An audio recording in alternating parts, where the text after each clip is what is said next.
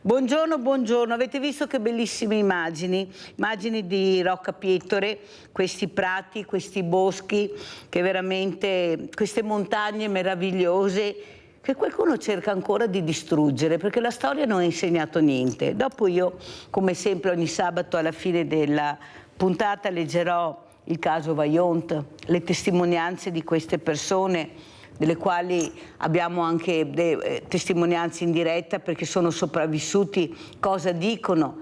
Eppure c'è qualcuno con la mente umana distorta che continua a scavare, a perforare, per fare sempre più strade, più cemento, ma su zone pericolosissime perché abbiamo un territorio fragilissimo. Ma la tecnologia ha fatto passi da gigante, ma il popolo italiano è proprio favorevole a questi pochi che solo perché hanno il potere che abbiamo dato noi, ma pagati anche da noi, decidono di fare quello che vogliono, come vogliono, quando vogliono. Io non lo so se veramente questo popolo italiano meraviglioso da nord a sud, est a ovest, si meritava questo. Abbiamo provate tutte, ma le abbiamo provate tutte, eppure qualcuno continua ancora a non sentire. A questo punto io vi presento subito gli ospiti graditissimi. Abbiamo Biagio Ciaramella, Associazione Unitaria Familiari e Vittime della Strada. Grazie Ciaramella di essere qui con noi, veramente grazie. Saluto anche Michele Montagnoli, cofondatore impresa sociale all'Opera di Padova.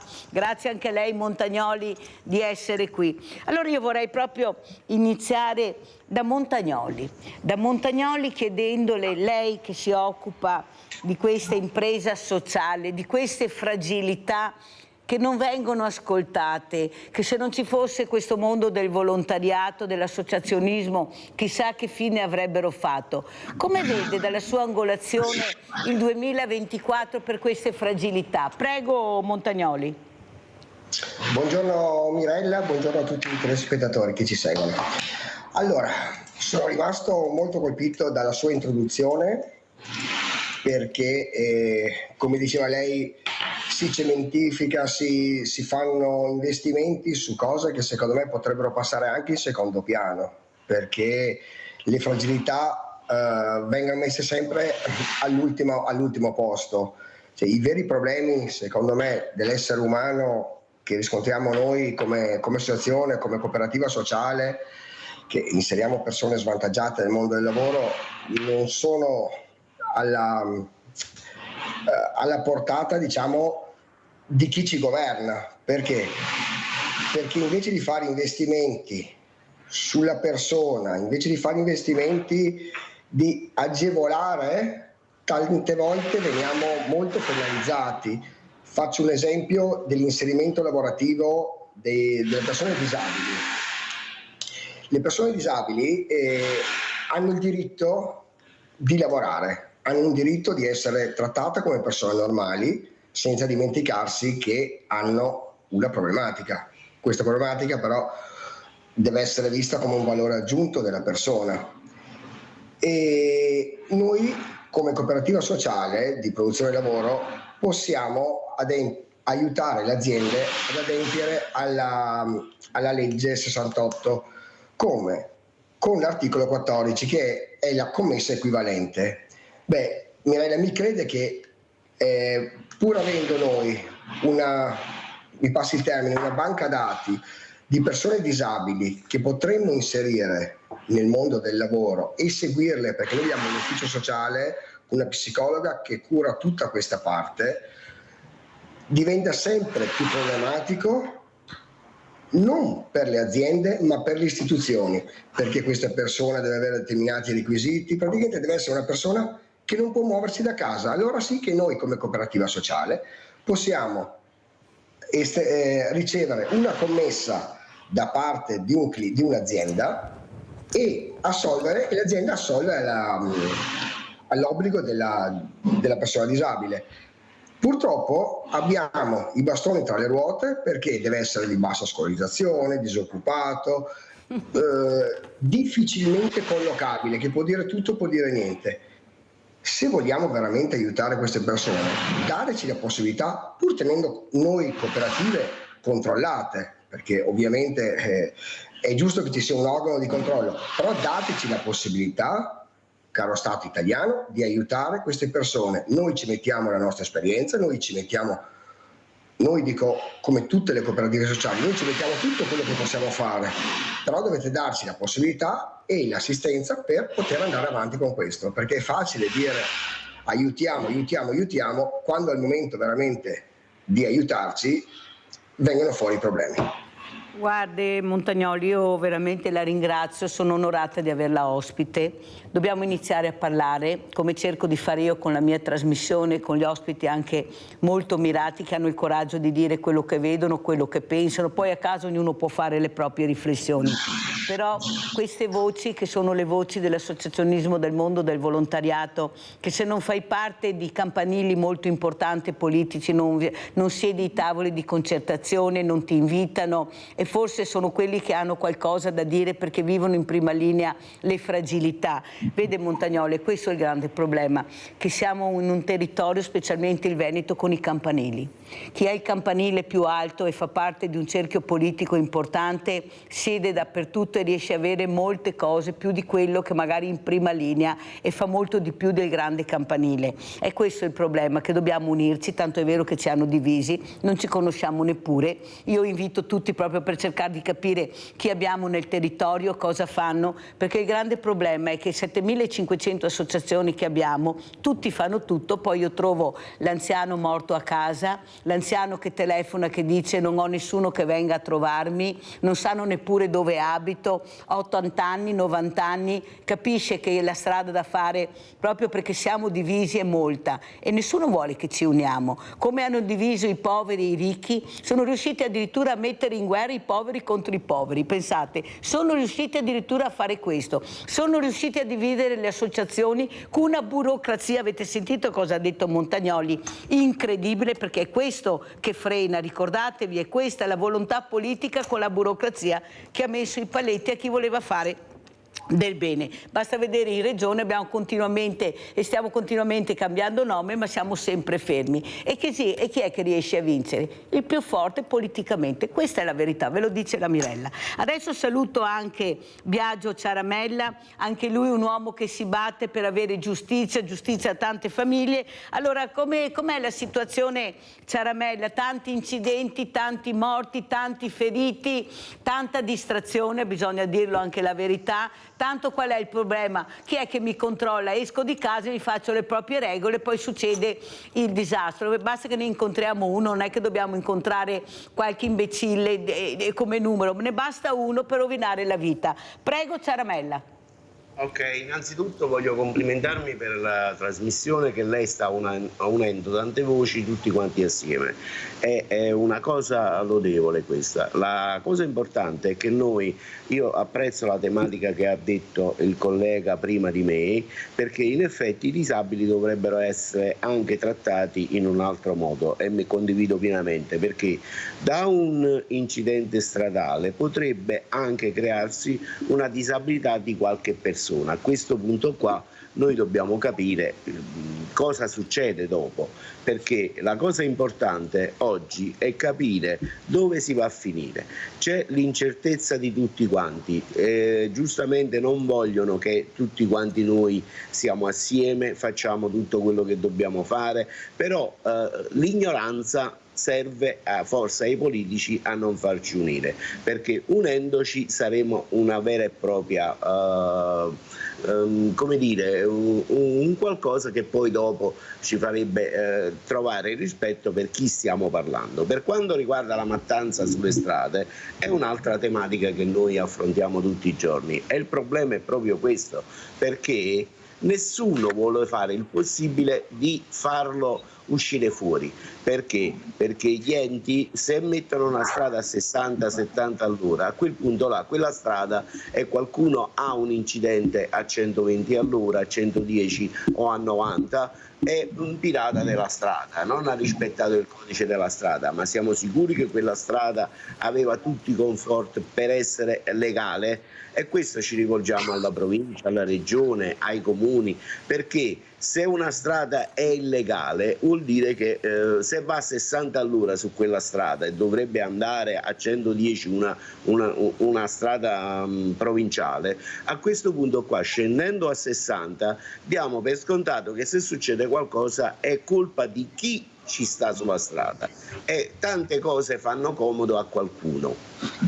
Molto chiaro Ciaramella. Quello che però volevo anche dirle, Presidente Ciaramella, è che lei deve fare una cosa importante. Noi abbiamo creato qui a Treviso, dove è venuta anche la Pisis, la vicepresidente da Verona, a partecipare. Sì, la conosco benissimo. Ecco, le associazioni abbracciano le associazioni e noi abbiamo assolutamente intenzione di andare a Roma e di essere ascoltate dalla Presidente perché Giorgia Meloni, perché vogliamo da lei, visto che lei, io e altre associazioni rappresentano molte mamme, molti familiari di queste persone che non ci sono più, ecco, dobbiamo metterci assieme e far sentire la nostra voce. Ecco, io ho parlato anche con un'altra associazione di Roma che si occupa anche lei di orfani di femminicidi che non hanno risposte, anche loro sono disperati. Perciò, Presidente, io la pregherei di iniziare a prendere questo contatto, ecco, con la Premier Giorgia Meloni. La Pisis lo sa già,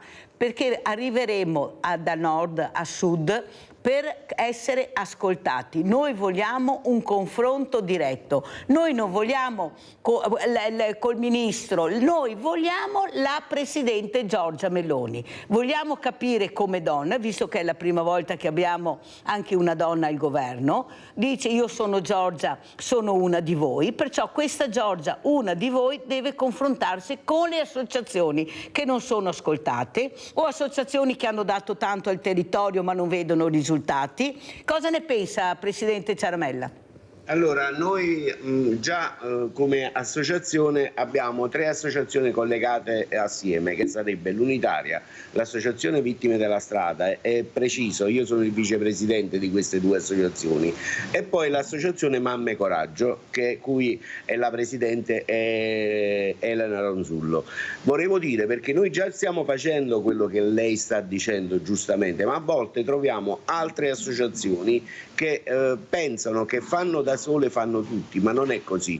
Unirsi le associazioni è come mi sta dicendo lei, una volta che noi mandiamo un documento ufficiale dalla nostra PEC a chiunque ministro o chi sia, noi cerchiamo sempre di imporre il rapporto con tutti quanti assieme, è un'unica voce per la sicurezza stradale, ma a questo punto a noi ci fa piacere anche parlare di altre cose, perché noi non siamo quelli là che parlano solo di sicurezza stradale, ma anche di quello che potrebbe succedere alle persone della strada il dopo quello che purtroppo succede, che è una cosa importantissima parlare.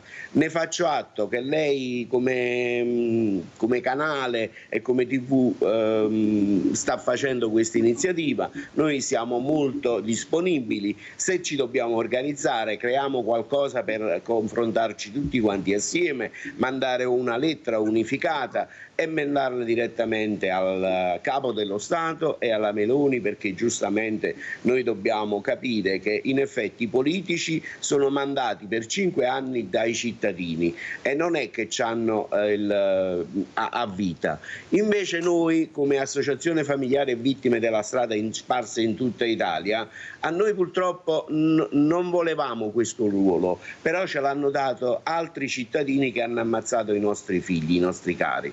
A questo punto qua noi diciamo che loro potrebbero rimanere 5 anni, noi purtroppo fino a che non ci stancheremo o daremo un giudizio per la sicurezza stradale saremo sempre in prima linea per far rispettare le regole, e questa è la cosa che noi come associazione ci teniamo molto a dirlo. Poi dopo un altro intervento dirò che abbiamo anche fatto un libro di cui racconta 7 storie vere, eccolo qua, proprio Strade Assassine, che noi non l'abbiamo dato in mano alle edicole, ma lo vendiamo noi personalmente. Chi lo vuole ci può contattare, perché è giusto che delle storie vengano inserite in un libro, che questo libro racconta 7 storie vere di mamme che a volte la finalità di quello che è successo non avranno mai giustizia, perché le leggi a volte sono un poco blande. Perciò Presidente, ecco, ci terremo in contatto, ci sarà questo assolutamente, noi ci arriveremo dalla Presidente, dalla Premier Giorgia Meloni, non c'è niente da fare, io sono sicura che ce la faremo, Ciaramella, noi non abbiamo problemi per superare paletti, ma visto che lei sono Giorgia, sono una di voi, perciò questa una di noi dovrà rispondere a questi familiari, a queste famiglie, a queste donne, a questi genitori, alle persone, alle associazioni che stanno dando tanto al territorio, anzi forse di più di quello che sta dando la politica. Abbiamo Rinaldo da Venezia, vai Rinaldo, veloce! Ciao Mirella e buongiorno ai tuoi ospiti. Nella tua trasmissione ogni giorno passano decine e decine di persone disposte a aiutare il prossimo, a gratis, a fare del bene senza nessun vantaggio. E perché dovete voi andare dal capo dello Stato, dai Meloni, a chiedere che deve venire da voi altri, perché sono importanti anche a Parea, perché se milioni di persone, di gente che aiuti, tanta gente che c'è in mezzo, ma è utopia quello che vuoi fare gli altri, non si ascoltai, non c'è niente da fare, non vi interessa solo quando che andai a votare e basta. Perché è un problema che dovrebbe la politica intervenire, ma di sa quanta gente che perde tempo, che aiuta gli altri, non avendo un centesimo, forse spendendovene. E ora, la gente non da aiutare, questa è la gente che merita le medaglie, che aiuta il prossimo, si siamo pro. Gli anni che sento questi discorsi, e andare a parlare con un politico, bisogna dire in ginocchio, no, sei politico, che da mettersi in ginocchio per venire a parlare con voi altri, perché voi altri fate parte del popolo, è una richiesta che fa per la povera gente, anche a uno che è un incidente che muore, e dopo per i processi, a uno che compra un figlio piccolo su un incidente non ha diritto di avere avvocato, uno che fa un femminicidio, che compra sua moglie, non ha diritto di avere un avvocato, però va subito in galera alla fine, ma come se dopo il reato fa anche il compra la moglie, il capa 3 mesi, 3 anni, 5 anni, o chi che compra di più omicidi 16 anni e dopo 7-8 che fuori a fare strada. Allora che le leggi non le fanno li fa i politici, noi siamo buoni a mettere foto queste robe, il mondo va a rodoli, il mondo va avanti solo con schei, Mirella, chi lo sa molto meglio di me, ti ha capito? Purtroppo è vita così, bisogna vergognarsi i politici. Io dico sempre, con le vostre associazioni aiutate la povera gente. Ciao Mirella e grazie di quello che fanno questi due signori per noi altri. Ciao Mirella e buona domenica. Ciao Rinaldo, vedi Rinaldo, il problema grande è che noi forse non abbiamo capito l'importanza di Roma, perché c'è il Parlamento, è l'istituzione più alta che ci sia. Non è che noi andiamo a Roma da Giorgia Meloni perché lei non viene qua. Noi vogliamo essere ricevuti nel cuore della democrazia, nel cuore delle istituzioni, dove c'è la stanza dei bottoni, perché là è la stanza dei bottoni, ricordatevi. E noi non vogliamo andare dal numero 2, dal numero 3, dal numero 4. Noi dobbiamo andare comunque e sempre e dovunque sia il numero 1, che è a Roma, nelle istituzioni, pagati da noi, perché sono pagati da noi, dallo Stato, perché lo Stato siamo noi, perciò lo Stato, che sono anche le associazioni che chiederanno questo incontro, andrà a Roma, perché è là che dobbiamo andare, non che lei venga qua no, noi dobbiamo andare, lo Stato, che siamo anche noi, deve andare nel cuore pulsante del Parlamento. Cosa dice Ciaramella? E poi voglio sentire anche Montagnoli. Vediamo se si unisce anche Montagnoli con noi. Allora voglio spiegare il problema, che il signore ha detto una cosa giusta. Non ci sono purtroppo nessuno che va in galera, massimo agli arresti domiciliari se ammazza sulla strada. Allora il problema è questo: ci sta una legge da 2-7 anni, poi ci stanno le aggravanti che può arrivare fino a 12 anni per quanto riguarda un solo omicidio stradale. Poi questo signore che ammazza sulle strade fa o il rito abbreviato o il patteggiamento, ha la pena di sconto, e in effetti lui viene condannato il primo grado a 7 anni, 8 anni. Poi devono passare il terzo grado, nel minimo lui sta agli arresti domiciliari, passano 3-4 anni, gli 8 anni in effetti sono diventati, che lì già scontato agli arresti domiciliari 3-4 anni, e sono il minimo di 5 anni, e questo punto qua va solo non va più in galera per legge. E addirittura parliamo delle stragi, perché del pullman ce ne sono parecchi, questi qua loro arriverebbero fino a 18 anni, però con lo sconto di pena, se si accusa perché gli fa comodo. A questo punto qua queste persone che ammazzano tante persone sulla strada, l'odore del carcere, non arresti domiciliari, perché noi ci batteremo sempre, non arresti domiciliari, non rito abbreviato e non patteggiamento. Significa che in effetti se si tolgono queste cose di mezzo e una persona va a finire in galera subito, poi c'ha primo, secondo e terzo grado, perciò per 3 anni lui sarà in carcere, almeno ha sentito l'odore del carcere, oppure al primo grado risulta che lui non ha fatto niente. A questo punto qua la scarcerazione. Perché questa legge protegge sempre gli assassini?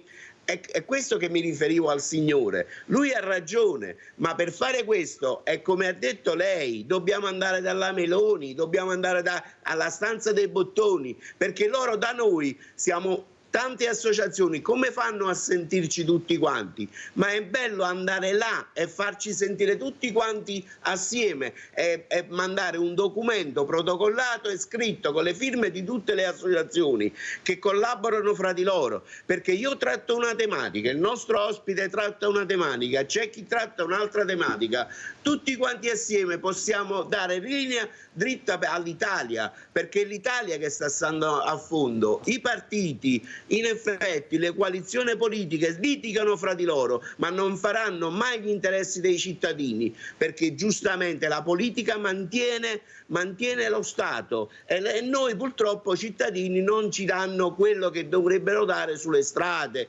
per le persone disabili, per tutto quello, perché è giusto che in effetti loro dovrebbero dare, ma non lo danno, perché sennò questa torta chi se la mangia? Il cittadino o i politici?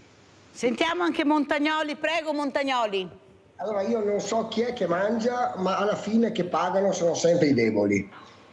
E Mirella, noi siamo disponibili a unirci e a sollevare la problematica che noi riscontriamo sui disabili. Trovo non corretto quello che ha detto il telespettatore, perché è facile dire ci sono problemi, non vengono risolti. Noi dobbiamo fare il nostro, noi dobbiamo andare avanti, se ci crediamo in quello che possiamo portare a casa andiamo, però è giusto provarci.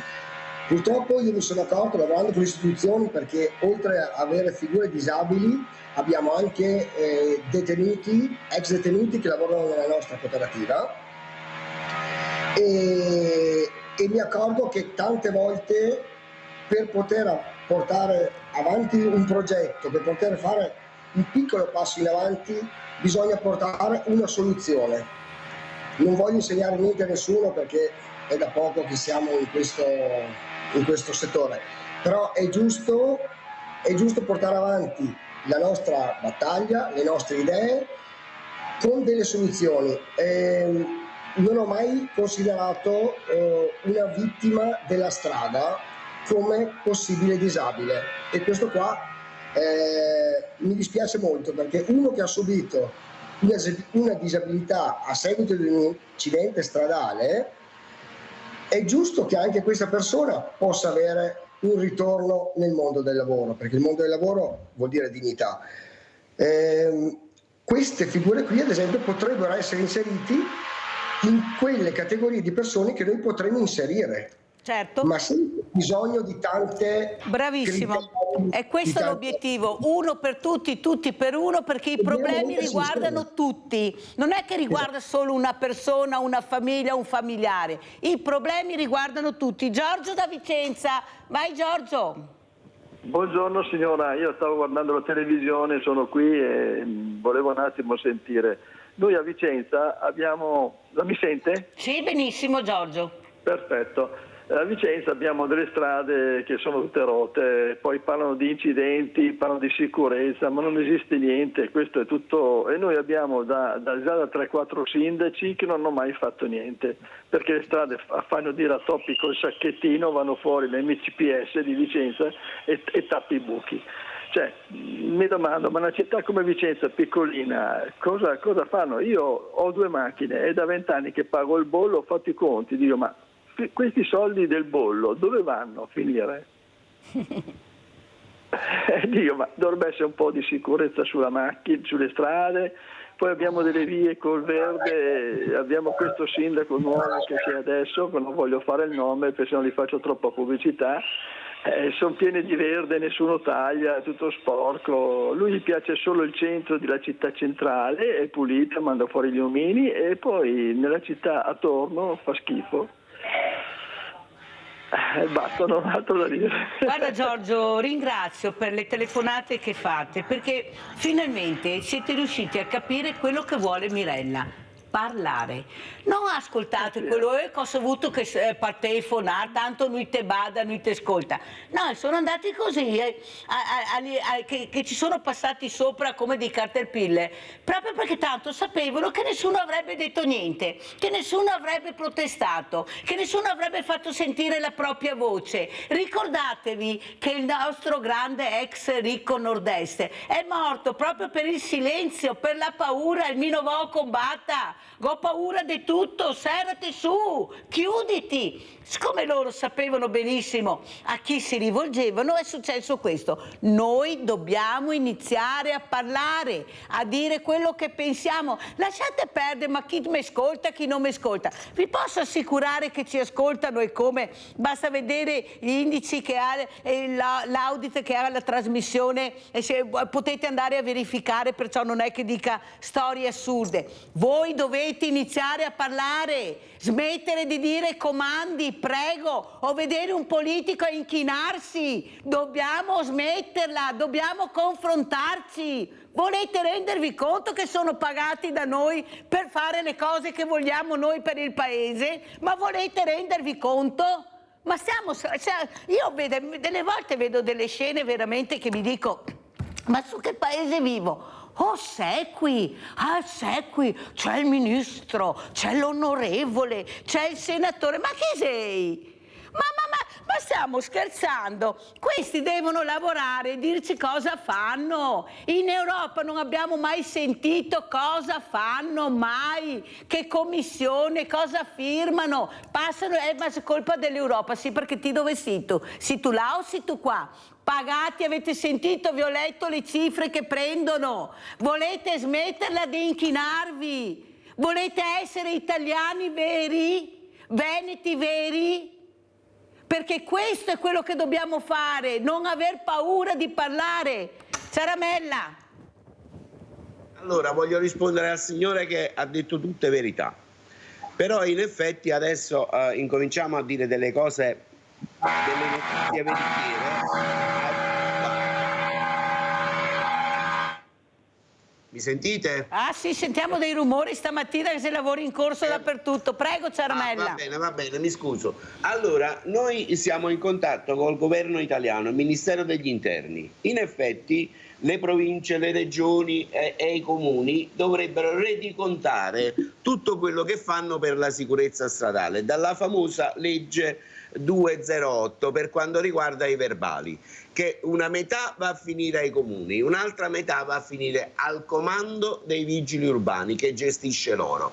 Dovrebbero il 50% di questi in effetti loro sono il loro in possesso, il 12,5 parte dal minimo, dovrebbero investirlo nelle scuole e noi chiediamo umilmente come associazione a livello gratuito di essere chiamati in tutta Italia le associazioni che trattano gli omicidi stradali, di essere invitati, oppure dei familiari.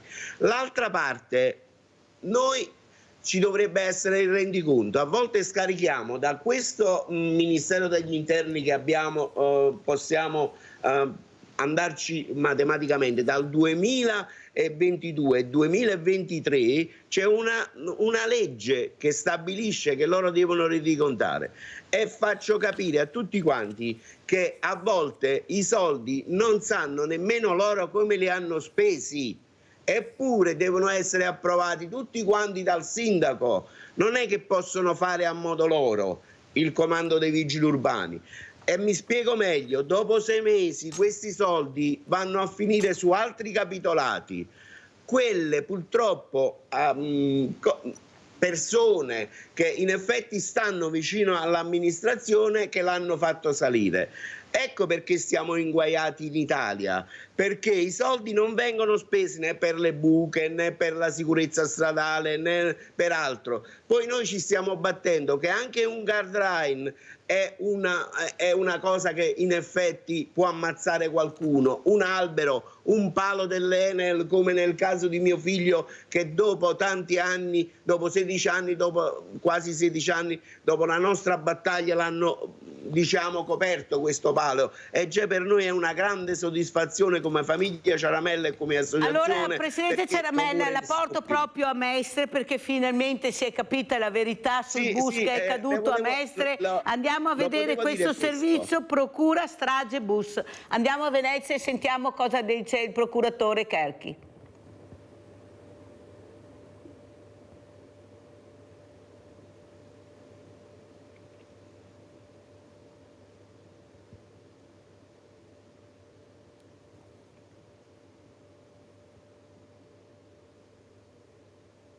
Dall'analisi che hanno fatto i tecnici risulta la rottura del giunto e quindi del sistema che appunto apporta il movimento dallo sterzo fino alle ruote.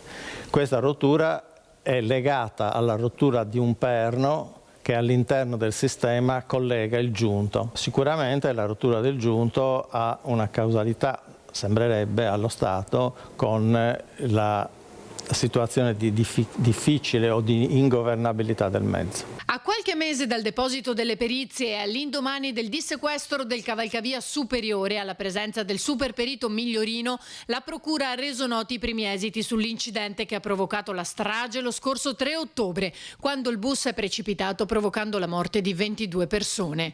Si tratterebbe dunque di una rottura meccanica che avrebbe reso il mezzo ingovernabile, provocandone lo sbandamento verso destra. Già alcuni giorni dopo l'incidente, un ex dipendente della linea aveva denunciato ai nostri microfoni come questi mezzi presentassero problemi allo sterzo. Presenta delle anomalie magari sullo sterzo, cioè, ovvero nel girare non è come un mezzo a gasolio che quindi ha un'ampia sterzata.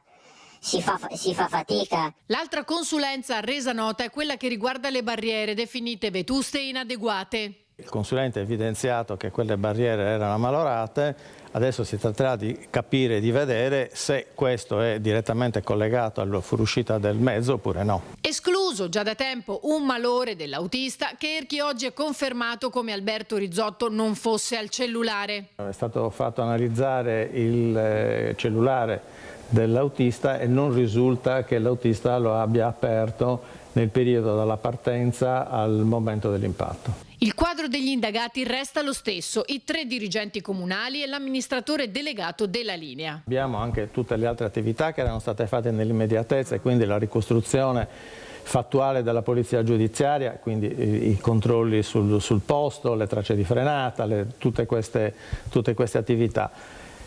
Va tutto messo a sistema poi da un punto di vista giuridico e quindi questa è l'attività che verrà fatta d'ora in poi. Una tragedia che difficilmente si dimenticherà, momenti drammatici che in qualche modo sono stati rivissuti da chi in questi mesi ha indagato. Per questo il procuratore ha lanciato un messaggio alla stampa. La telecamera del mezzo ha ripreso i momenti dell'impatto e quindi i momenti in cui in qualche maniera si è capito, perché poi non tutti neanche l'avevano capito, perché molti stavano sonnecchiando eccetera, che il mezzo stava cadendo. Quindi è un video terribile che coinvolge anche i minori e di cui abbiamo segnalato la necessità di non pubblicazione. Sono sicuro che la stampa sul punto sarà adeguata a questa richiesta, anche qualora dovesse venire in possesso del filmato, che naturalmente è stato depositato come tutto il resto a tutti i difensori e a tutte le parti.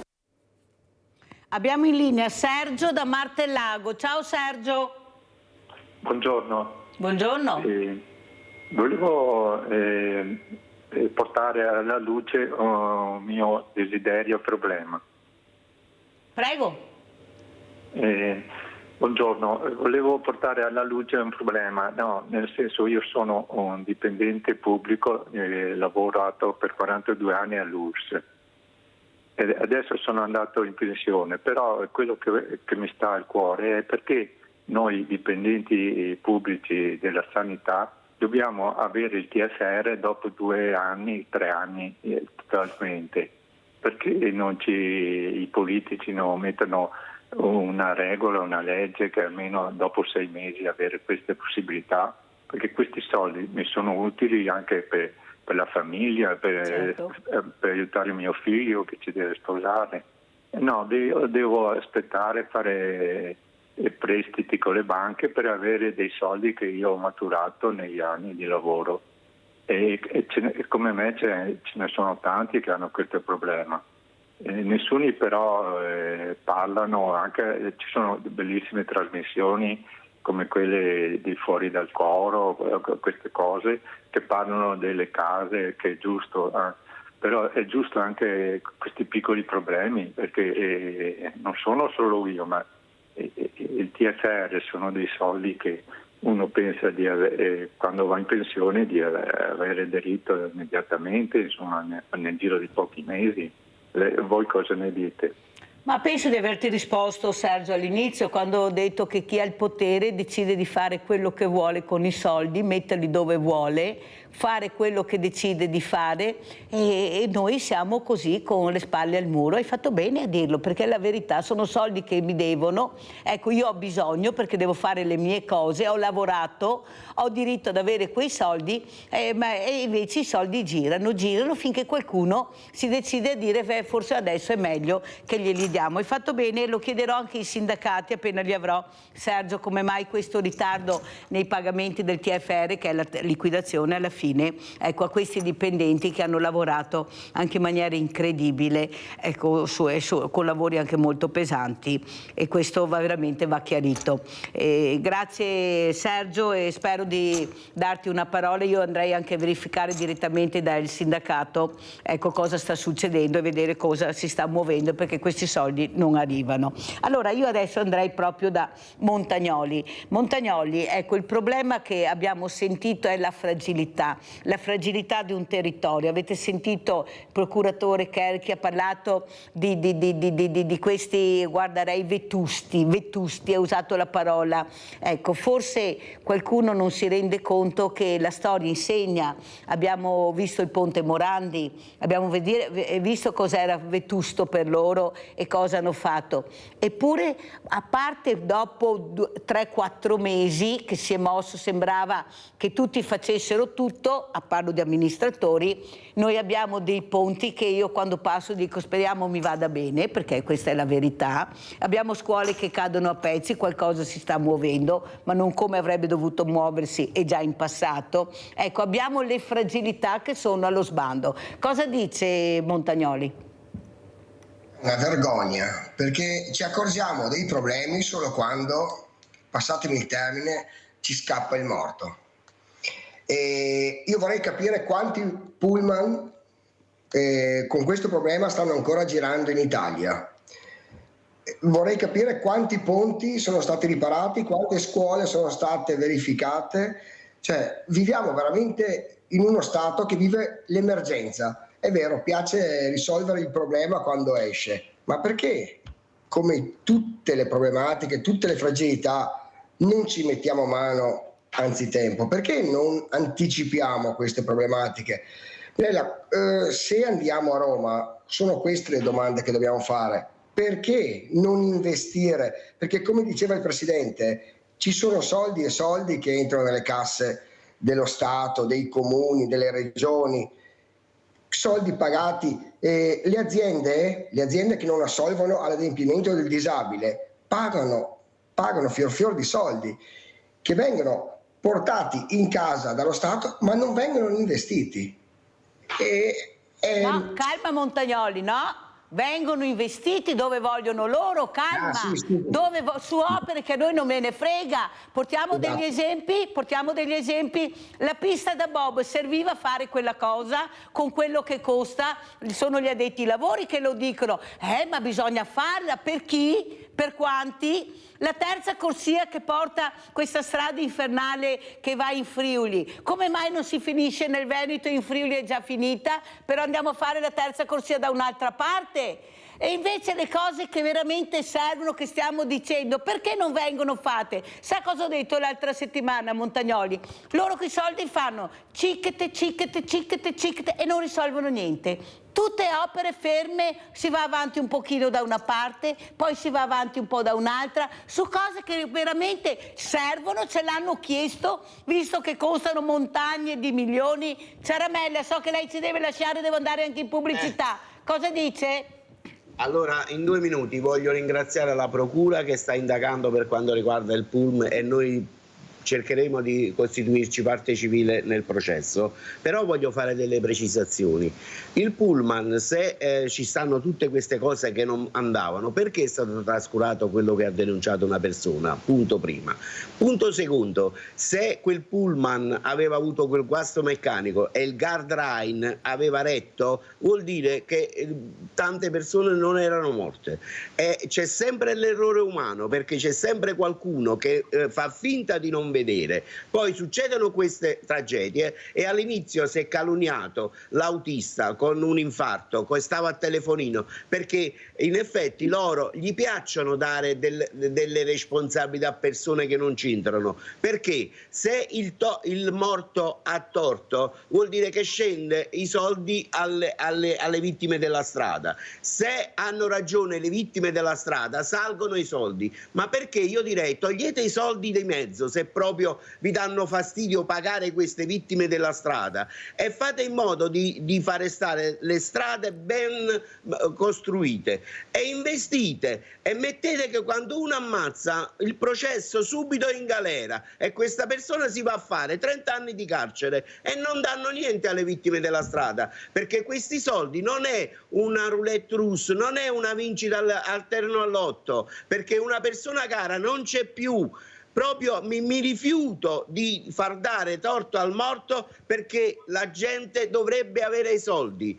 Togliete questa idea, mi appello alle associazioni, alle assicurazioni, ai politici, a tutti quanti, per dare rispetto alle vittime della strada, perché è bello calunniare le vittime della strada, ma non si può difendere. Nel caso di mio figlio è stato urtato a destra, è stato rotto, la macchina era ingovernabile, ce l'ho ancora io qua, eppure vogliono fare il possibile di quello che ha detto la stradale all'inizio delle indagini, che hanno sbagliato tutto e noi l'abbiamo ricostruito tramite il giudice. In effetti il giudice, se non dà una sentenza precisa, vuol dire che lei il suo mestiere non lo sa fare, e perché è meglio che cambia mestiere questa giudice.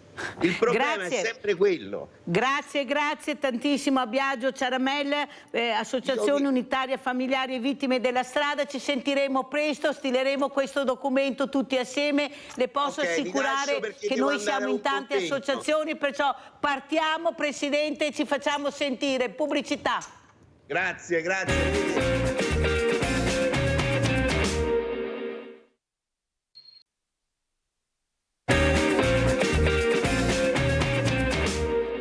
avevamo questo importante dibattito perché penso che coinvolga tutti voi. Guardate che se ci muoviamo noi lo facciamo anche per voi, perciò dovete starci vicini, dovete veramente sollecitare, anche se conoscete qualche associazione che magari io non conosco, chiamatemi, perché guardate che stiamo facendo un passo molto importante. Ecco, stiamo raggruppando proprio le associazioni che veramente stanno lottando. Sto parlando delle mamme dei no PFAS, vittime della strada, vittime sul lavoro, associazionismo, perché questi siamo e noi dobbiamo essere sicuri di andare e di confrontarci nel cuore là di Roma, dove c'è la stanza dei bottoni. Montagnoli, cosa dice? Dico Mirella che solo con il suo aiuto e la sua organizzazione possiamo riuscire a dar voce a chi voce non ne ha. Dobbiamo essere uniti, dobbiamo ovviamente produrre un progetto, dare noi, secondo me, delle risposte alle domande che cerchiamo. Perché se non abbiamo questo, io mi sono accorto che con le istituzioni non si va da nessuna parte. Sa Montagnoli cosa ha intenzione di fare? Partiamo in diretta così coinvolgiamo anche le persone a casa. Allora, l'altro giorno ho avuto 2 ragazzi fantastici che hanno creato una specie di ricettario con domande e risposte, dove loro facevano la domanda però davano 3 risposte. 3 risposte alle quali le persone dovevano rispondere. Ecco, noi faremo le stesse cose, noi faremo la domanda con le risposte che diamo, perciò creiamo il dibattito con le risposte, vediamo che risposte sceglieranno, capisce? In maniera da avere già la struttura, perché noi vogliamo una di queste risposte. Quale ci dà in base alla domanda? Cosa dice Montagnoli? Va bene come procedura di lavoro? Dico che sarebbe l'ottimale questo qui, anche perché le risposte che noi vogliamo non le vogliamo per le nostre tasche, ma le vogliamo per il bene delle persone. E questo è ciò che ci differenzia dalle persone che ci comandano. Non so se sarà una cosa immediata, ma sono sicuro che se noi ci mettiamo ognuno il nostro sassolino, riusciamo a costruire questa montagna, riusciamo a farci sentire e a portare a casa i risultati che dobbiamo portare a casa. Basta che poi non abbiamo i servizi segreti deviati, che sono quelle associazioni che non vogliono questo, perché guardate che siamo controllati anche da questo, se non lo sapete ve lo dico io, e perciò noi dobbiamo stare attenti ai servizi segreti deviati delle associazioni, se ci sono, se non ci sono tanto meglio, staremo a vedere. Allora adesso andiamo a vedere anche di cosa si occupa il nostro Michele Montagnoli, questa impresa sociale all'Opera di Padova, importantissima, andiamo a vedere il video. Cooperativa sociale all'Opera.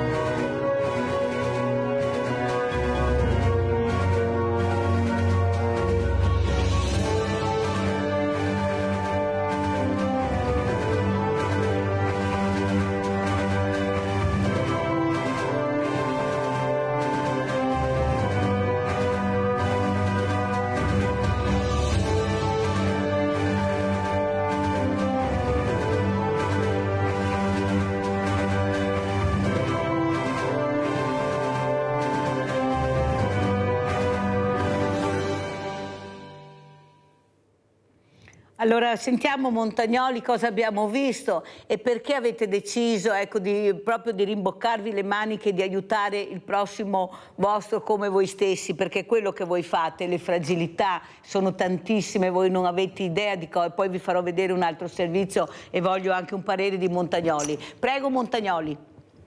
Perché le persone fragili sono le persone che hanno più valore di quelle persone che si ritengono normali. A prescindere che la normalità non sappiamo mai cosa sia. Noi abbiamo deciso di fare questo perché dobbiamo non solo lavorare, dobbiamo essere contenti e felici di quello che facciamo, perché se uno fa il suo lavoro e gli piace il suo lavoro, non lavora nemmeno un giorno. Io ho unito insieme a degli amici, abbiamo deciso di mettere in piedi questa cooperativa sociale nel 2019 per dare la possibilità alle persone svantaggiate, esse siano disabili, detenuti o qualsiasi forma di fragilità, perché abbiamo capito negli anni che il lavoro torna dignità alle persone. Se una persona lavora e sta bene nel suo posto di lavoro, questa persona sta bene anche nella vita normale di tutti i giorni. Quindi, fatto 100, il nostro mercato delle persone del lavoro, noi il 70% sono persone con fragilità. Vi voglio portare una testimonianza che quando abbiamo momenti difficili che ci chiediamo ma chi ce lo fa fare, ci dà la forza per andare avanti. È un ragazzo disabile che sono ormai 3 anni che fa parte del nostro gruppo.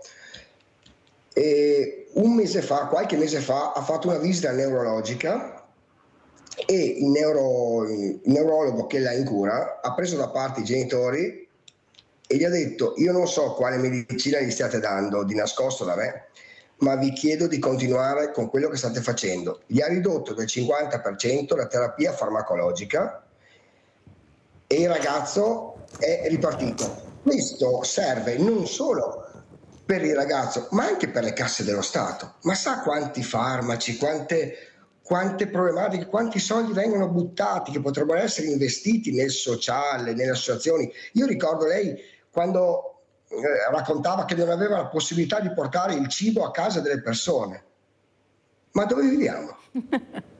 Cioè io ho fortemente in mente, Mirella, quando lei raccontava che il mese prossimo non avrebbe potuto portare le borse con il mangiare a chi non aveva possibilità di acquistarlo e non sapeva come fare. Io non so come abbia fatto. Ho trovato il sistema.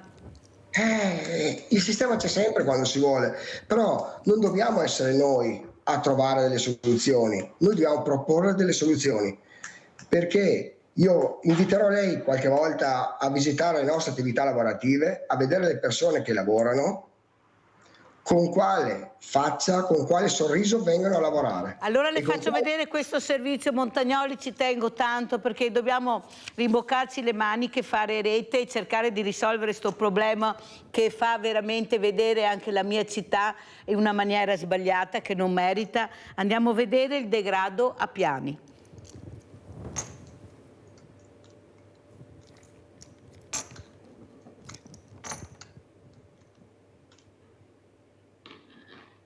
Sono andata a parcheggiare giù credendo di lasciare la macchina al fresco, quindi ho detto ne approfitto, e invece mi sono trovata nel primo parcheggio un ragazzo di colore che mi ha bucato davanti con borse e borsoni, aveva una faccia un po' strana, quindi ho detto vabbè, cambio posto, faccio il giro, vado in un altro posto, faccio la retromarcia per parcheggiare a marcia indietro e mi trovo uno in mutande con un asciugamano, un telo grande che lo stava mettendo per terra, quindi ho preso via e sono corsa via. Quindi no, non mi sento sicura. Infatti adesso sto andando in questura per il passaporto e volevo riferirlo anche in questura. È solo una delle tante testimonianze che oggi abbiamo raccolto tornando nel parcheggio a Piani, ma che il suo nome forse più appropriato sarebbe di nessuno.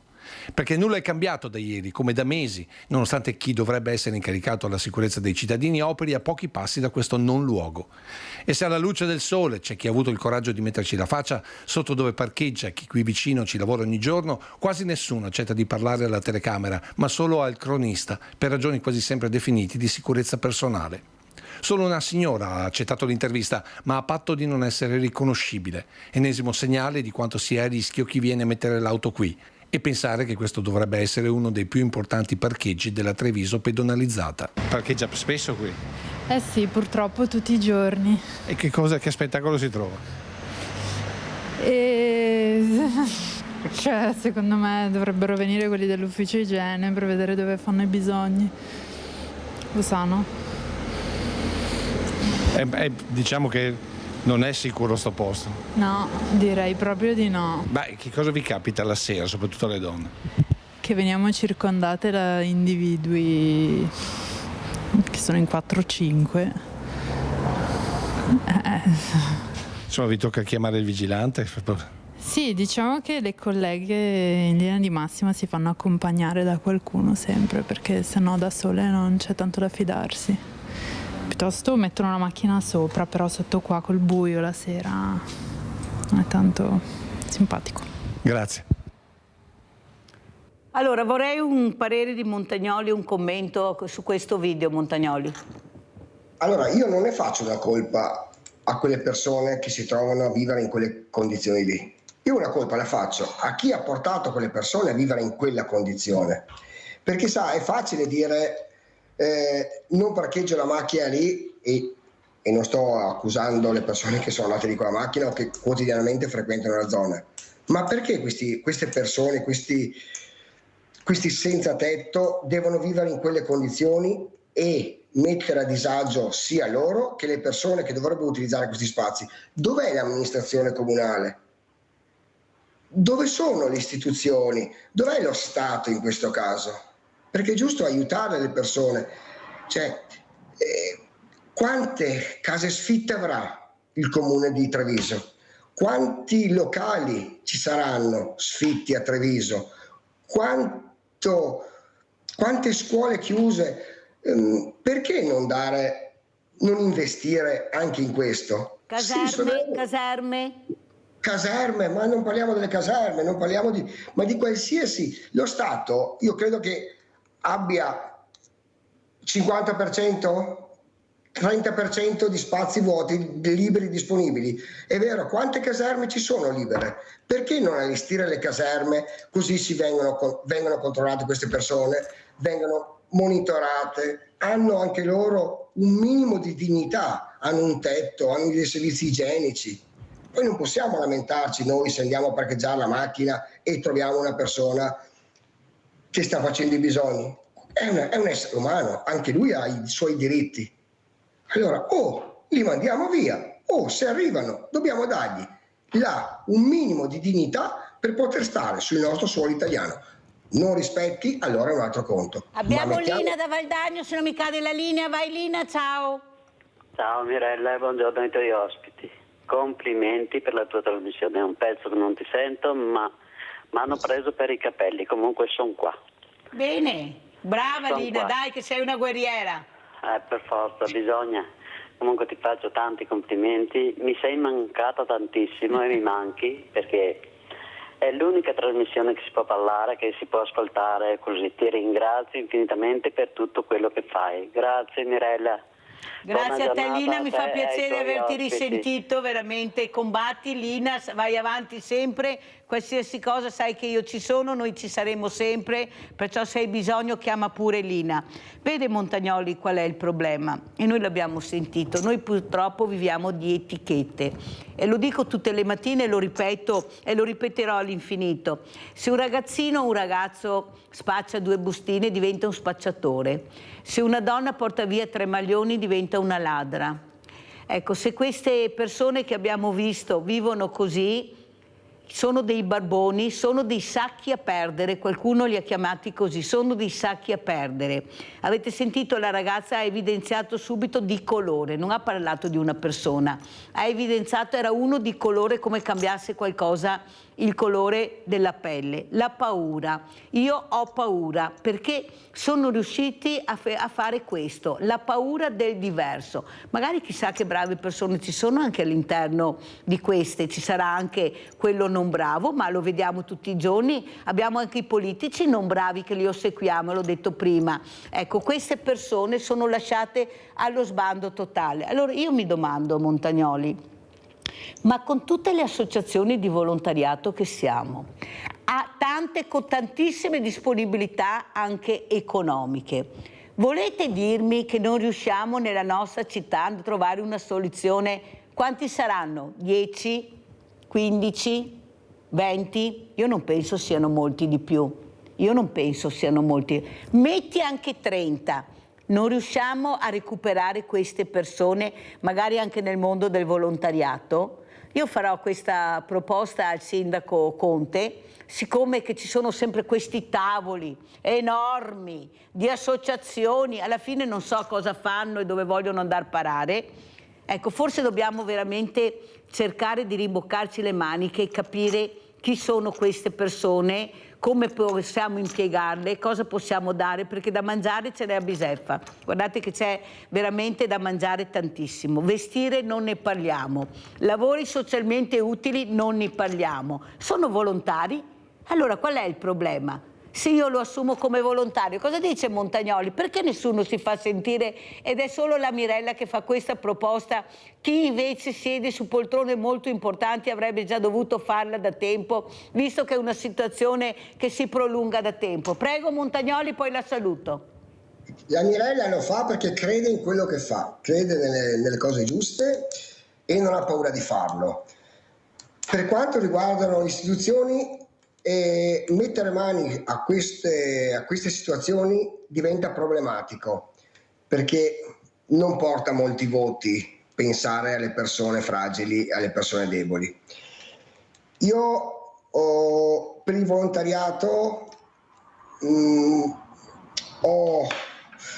vorrei eliminare questa parola, perché volontariato passa male. Noi siamo delle associazioni che siamo anche dei volontari, perché noi facciamo anche il volontariato, ma noi siamo una cooperativa sociale di tipo B di produzione del lavoro, per cui noi stiamo in piedi e ci sosteniamo e ci manteniamo con quello che produciamo. Il volontariato poi passa sempre come sono quelli che non hanno niente da fare, sono i pensionati che vanno a passare le giornate. No, non è questo. Noi siamo associazioni, siamo cooperative, siamo associazioni, siamo degli enti che sono in supporto perché mancano da parte dello Stato delle figure che fanno quello che stiamo facendo noi. Per cui non è che siamo dei volontari, siamo degli esseri umani che vogliono aiutare chi è in difficoltà. Chiaro? Lo facciamo, ma dobbiamo stare anche in piedi, perché io l'affitto degli uffici per far lavorare le persone... Che abbiamo visto? Abbiamo Graziella da Mestre, vai Graziella. Ciao Mirella, buongiorno. Ciao. E complimenti sempre per la trasmissione. Io faccio una domanda proprio schietta, proprio perché veramente stavo male a sentire queste cose qua. Forse la gente ha paura di queste cooperative, perché abbiamo ancora nella nostra mente, nei nostri discorsi, quella di Sumoro, quello che è diventato senatore.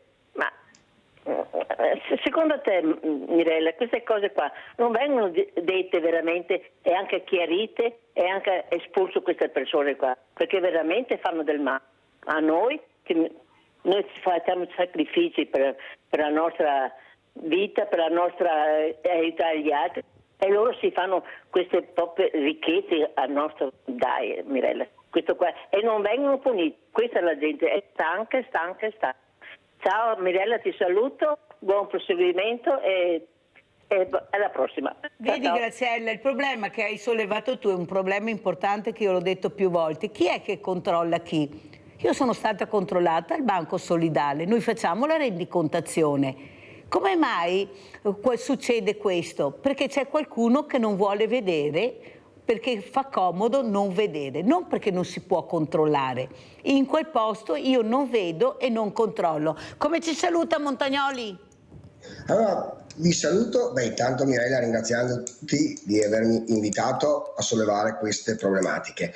Per quanto riguarda quella cooperativa di quel senatore di Samoro e della sua famiglia ci sono, ma questo non deve essere un ostacolo, deve essere un qualcosa in più, uno stimolo per andare avanti, perché se ci sono chi fa le cose non fatte in modo sbagliato, perché se ne approfittano della loro posizione piuttosto che della situazione, quelle vanno tagliate fuori, si tagliano fuori da sole. Noi non ci dobbiamo basare su queste, noi dobbiamo guardare alle realtà del Banco Solidale, della Cooperativa all'Opera, di tantissime altre cooperative e associazioni che tendono a fare il bene. Noi siamo controllati, noi ogni 2 anni abbiamo una revisione, viene fuori il Ministero, il Mise, viene a farci le revisioni e siamo tranquilli. Se sbagliamo, se abbiamo fatto qualcosa di sbagliato, paghiamo i nostri sbagli. Se lo facciamo bene, quello che facciamo, lo facciamo perché va fatto così. E guardate cosa ha fatto. Allora ti saluto, Montagnoli, con questo video bellissimo di questa ristoratrice,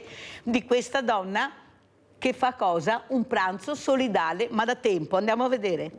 Grazie Mirella. Grazie. Quest'anno il Comune mi ha dato l'ok e sono felice e veniamo qua in Piazza Pio X, sono contenta e ringrazio l'amministrazione. Da Piazza Pio X a almeno per un giorno della solidarietà. È un po' un premio, un po' una nuova sfida per Maria Rossetto, uno dei volti di Calle dei Dall'Oro. Da anni dà da mangiare indistintamente a cittadini, operai e turisti e da qualche anno, prima e senza fissa dimora, e dall'anno scorso anche a tanti sostenitori del progetto Keystone, composto da un gruppo di medici di chirurgia pediatrica del Cafoncello che utilizzano le loro ferie per operare bambini in tutti i paesi del mondo.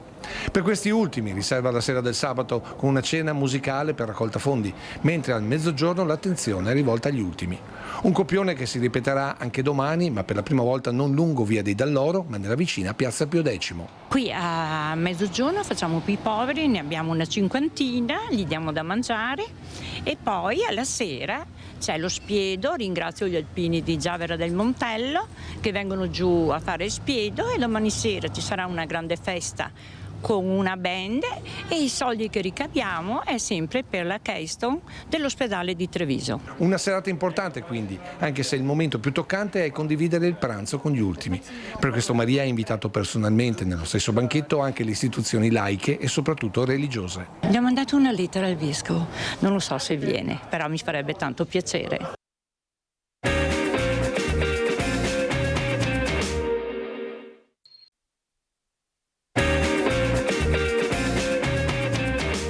Se c'è ancora in linea Fabio da Padova. Fabio, ci sei? Sì, Mirella, ci sono. Buongiorno carissimo. Carissima anche te.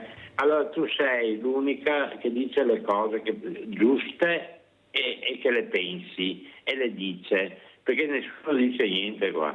Comunque io, tu sai che sono invalido, no? E praticamente io dal 2009 che sono invalido, le istituzioni dello Stato mi hanno solo imbrogliato, l'INPS, il Comune, la Regione, tutti quanti. Allora io sono disposto, lancio un appello, se volete vi lascio il mio numero di telefono, se trovo un avvocato che ha il coraggio io faccio le denunce. Però io non trovo avvocati disposti a denunciare eventualmente l'INPS o denunciare il Comune o la Regione. Ecco, io sono disposto a firmare le denunce se c'è un avvocato che purtroppo non potendolo pagare non me lo danno, hai capito Mirella? Allora io sono a disposizione per firmare le denunce, ecco perché non è giusto, perché queste cose non succedono solo a me. Mio amico di Codevigo, Arnaldo Trombetta, morto nel 2018 di stenti con i 280 euro al mese, ok? Ecco, che non si vive con quei soldi lì. Ecco, lui è morto nel 2018 di stenti e chi ce l'ha sulla coscienza? I nostri cari politici, perché sono loro che decidono a fare le cose. Ecco, quindi io sono a disposizione. Se volete documenti ve li do. Ho un sacco di documenti che provano quello che sto dicendo, anche che l'INPS truffa noi invalidi. Va bene? Allora Fabio, Sì, io ti grazie. metterò in contatto con l'avvocato che segue i veneti schiacciati dalla crisi, perché l'avvocato Luca Pavanetto che leggerà le carte, perché sai, bisogna leggere le carte nella maniera giusta e capire se c'è la strada da intraprendere per quello che stai dicendo tu. Ma è giusto vedere, ascoltare, sono qua per quello. Se ci sono dei problemi, vediamo se è il caso di leggere queste carte e di vedere se quello che Fabio dice è quello che poi per fare un percorso di trasparenza e di soprattutto di giustizia, che è quello che chiede Fabio. Alla fine la parola giustizia, vedete, esce anche stamattina. Grazie a te Fabio, ti metterò in contatto, poi vedremo, ecco, l'avvocato Pavanetto leggerà queste carte, poi ci dirà se quello che Fabio merita l'attenzione e giustizia. Adesso saluto Paolo Favaro, collegato con noi da Mogliano Veneto, presidente Comitato Cave di Marocco, tanto per cambiare, parleremo di una cosa che riguarda un po' la comunità. Allora, grazie Favaro, com'è la situazione? Allora, la situazione non è brillante, però si è aperto uno spiraglio. Si è aperto uno spiraglio grazie a una cosa che noi credevamo finisse male e invece in extremis è finita bene. Mi riferisco all'approvazione della Restoration Law, Natural Restoration Law, avvenuta lunedì. Spieghiamo cos'è, perché tanti magari non capiscono. Prego Paolo. Sì, si tratta di un regolamento, una legge insomma europea che obbliga gli stati a prendere in mano la loro situazione di natura e di biodiversità, imponendo agli stati medesimi, nell'arco dei prossimi 2 anni devono mettere a posto ogni stato la propria legislazione per recuperare almeno il 20% delle aree degradate di ogni Stato e della superficie marina di ogni Stato, per riportarle a una condizione di naturalità e di biodiversità. Cosa c'entriamo noi delle cave di Marocco, delle cave senili di Marocco, con questa legge che, ripeto, in extremis è stata approvata quando pensavamo che ormai fosse stata bloccata? Tra parentesi anche per il voto contrario del nostro Stato, dell'Italia. La maggioranza ha fatto passare questa legge grazie a una ministra dell'ambiente austriaca che si è rifiutata di obbedire alle indicazioni del proprio Stato, facendo vincere, diciamo, la propria coscienza, dicendo non è più possibile continuare a bloccare qualcosa di positivo per la natura. Io voto pensando ai miei figli e al futuro di tutti i nostri figli che nascono in Europa o che vengono in Europa. Quindi, essendo le nostre cave senili parte di un'area degradata di proprietà privata, speriamo che quest'area, grazie a questa legge europea, a cui anche l'Italia dovrà adeguarsi, trovi finalmente una soluzione dopo 42 anni che noi cerchiamo di proteggere questi 20 ettari. In più, questa legge è altrettanto importante per molte altre cose, compreso il problema della rinaturalizzazione dei nostri fiumi. Noi l'ottobre dell'anno scorso abbiamo fatto una manifestazione lungo il fiume Zero, che attraversa Mogliano e altri 8 comuni, con la presenza di 8 sindaci ed almeno 300 cittadini. Abbiamo marciato lungo lo Zero, il nostro sindaco in testa, proponendo noi come comitato una carta del DESE e dello Zero, cioè una serie di impegni che i nostri politici, i nostri amministratori devono prendere per riportare questi 2 fiumi preziosi di sorgiva a uno stato almeno decente. Allora Paolo, ti interrompo un secondo solo perché abbiamo Maria da Verona, se non mi cade la linea poi continuiamo. Vai Maria. Sì, buongiorno signora Mirella. Sto facendo un reclamo per via dei dottori. Ecco, l'anno scorso ho cambiato dottore perché è andato in pensione, logicamente, e questa dottoressa mi deve ancora, sinceramente, onestamente, parlando male, guardarmi nelle palle degli occhi. Mi ha sospeso delle pastiglie. Ho marito 2 bypass di invalido, incidente stradale, femore rotto, fa 3 passi su una mattonella e le ho chiesto se viene dentro o se viene a vederlo solo per rendersi conto com'è. e lei mi ha detto che non è possibile, li devo portare là. Allora, vabbè, però dopo ho 77 anni, anch'io non sono mai stata male, onestamente, devo dire la sincerità, però adesso mi trovo qua fatto un attacco, sono andata da un fisioterapista, dice fai un attacco e così vediamo cosa c'è, vediamo più cosa devo fare, e niente, sono andata per farmi prescrivere l'attacco e ha detto che non me la prescrive perché ha delle cellule nocive. Me ne hanno fatto una 3 anni fa che sono caduta da una scala e vedo che sono ancora qua. Ho chiesto se mi fa delle impegnative, non so come siamo messi, ecco, col dottore. Le ho detto venga dentro a vedere sta persona, ma non c'è modo di fare. Ecco, e quello che mi fa imbestialire è che prende i soldi da tutti noi. Allora io dico, perché non fanno il pagamento se ti prescrivono un'impegnativa, se ti guardano, cosiddetto palle negli occhi, scusi se parlo male, non c'è verso, ecco, non c'è verso. Ho letto su Google che con la consartrosi bilaterale è possibile di dare una invalidità. Allora io non sono andata direttamente, ho telefonato, ho chiamato l'UPA, Unione Provinciale Artigiani, e ha detto sì signora, dice aspetta una invalidità se la dottoressa mi fa l'impegnativa. Allora ho chiesto l'impegnativa, mi ha detto ma no signora, deve pagare 90 euro di certificato. Ma dico, lei se ne può fregare dei 90 euro, se io voglio provare, cioè non è detto che mi arrivi sta invalidità, però insomma vedi Maria, invece andare su Google devi andare, c'è il Tribunale dei diritti dell'ammalato, dovete imparare anche ad andare nei posti giusti quando serve. Perciò tu guarda, invece di guardare Google o qualcos'altro, vai a vedere i diritti dell'ammalato, c'è un sito, c'è un numero di telefono, c'è una mail dove tu scrivi e ti devono assolutamente dare risposta. Perché se quello che dici è vero, è possibile anche denunciare. Perciò tu vai a vedere Tribunale diritti dell'ammalato, ecco, fatti aiutare da qualcuno perché c'è questo e forse più di qualcuno non sa che esiste, che è quello che fa chiarezza su problemi come ha sollevato la nostra Maria da Verona. Se non ce la fai, fatti aiutare, ci sono anche i sindacati che si occupano anche di questo, perciò rivolgetevi e fate giustizia imparando ad andare dalle persone che fanno questo lavoro. Grazie Maria, ritorniamo da Paolo Favaro, Presidente Comitato Cave di Marocco, però qualcosa si sta muovendo.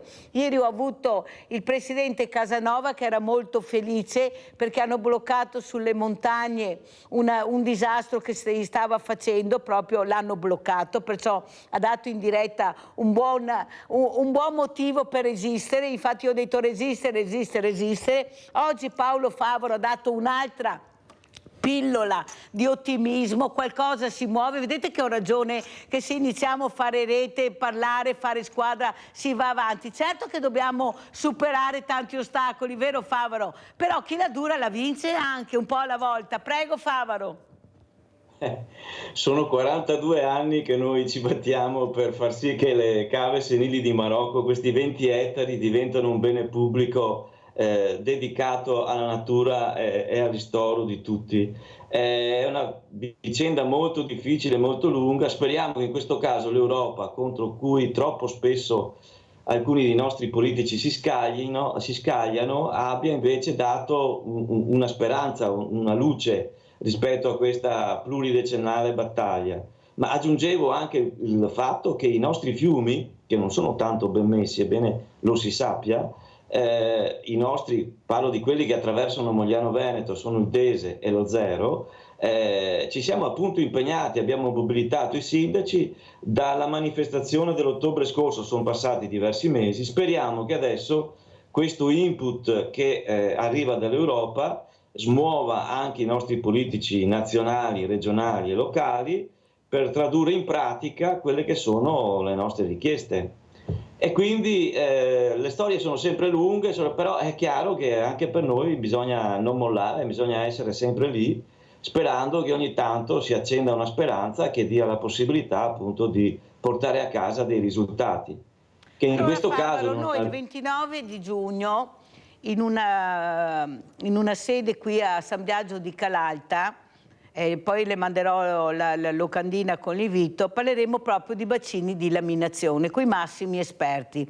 Perciò avremo i favorevoli, avremo i contrari, ma avremo esperti, non politici che parlano perché devono parlare, ma persone che sanno di cosa si parla. Lei come vede la situazione?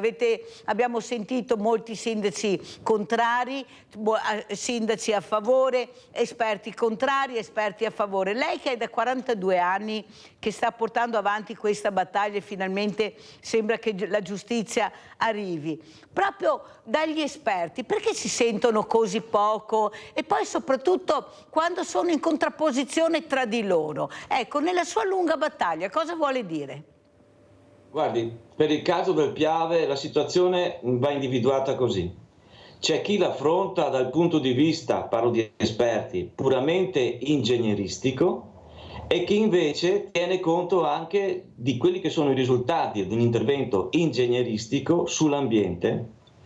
Da questo punto di vista quindi ci possono essere differenze di posizione. Chi tiene conto anche della salvaguardia ambientale si pone dei problemi rispetto a realizzare per esempio le casse di espansione a Ciano del Montello. Chi invece affronta il problema in termini di piena metri cubi passaggio, metri cubi da diciamo così rallentare e bloccare per tutta una serie di motivi che poi succederebbero a valle, ha un'altra opinione. Io sono dell'opinione che invece di fare un grande unico intervento a Ciano del Montello che eliminerebbe una delle aree più preziose che rimangono in Veneto di sito naturale, sarebbe opportuno ragionare sull'asta del Piave dalla sorgente alla foce, intervenendo con tutta una serie di interventi di portata minore, ma in grado di arrestare man mano, di cercare di salvare su più ambiti l'eventuale nuova grave piena che dovesse molto probabilmente avverarsi, visto i cambiamenti climatici che sono evidentemente in corso. Quindi ci sono due punti di vista d'approccio diversi, e in un certo senso è anche comprensibile che l'ingegnere non sia molto d'accordo con l'ingegnere naturalista oppure con il naturalista puro e semplice, ma anche tra gli ingegneri ci sono coloro che tengono in buon conto le necessità di salvaguardare gli ambienti naturali e non pensare solo a fare un'unica grande opera che questa parte di ambiente naturale particolarmente preziosa potrebbe distruggere.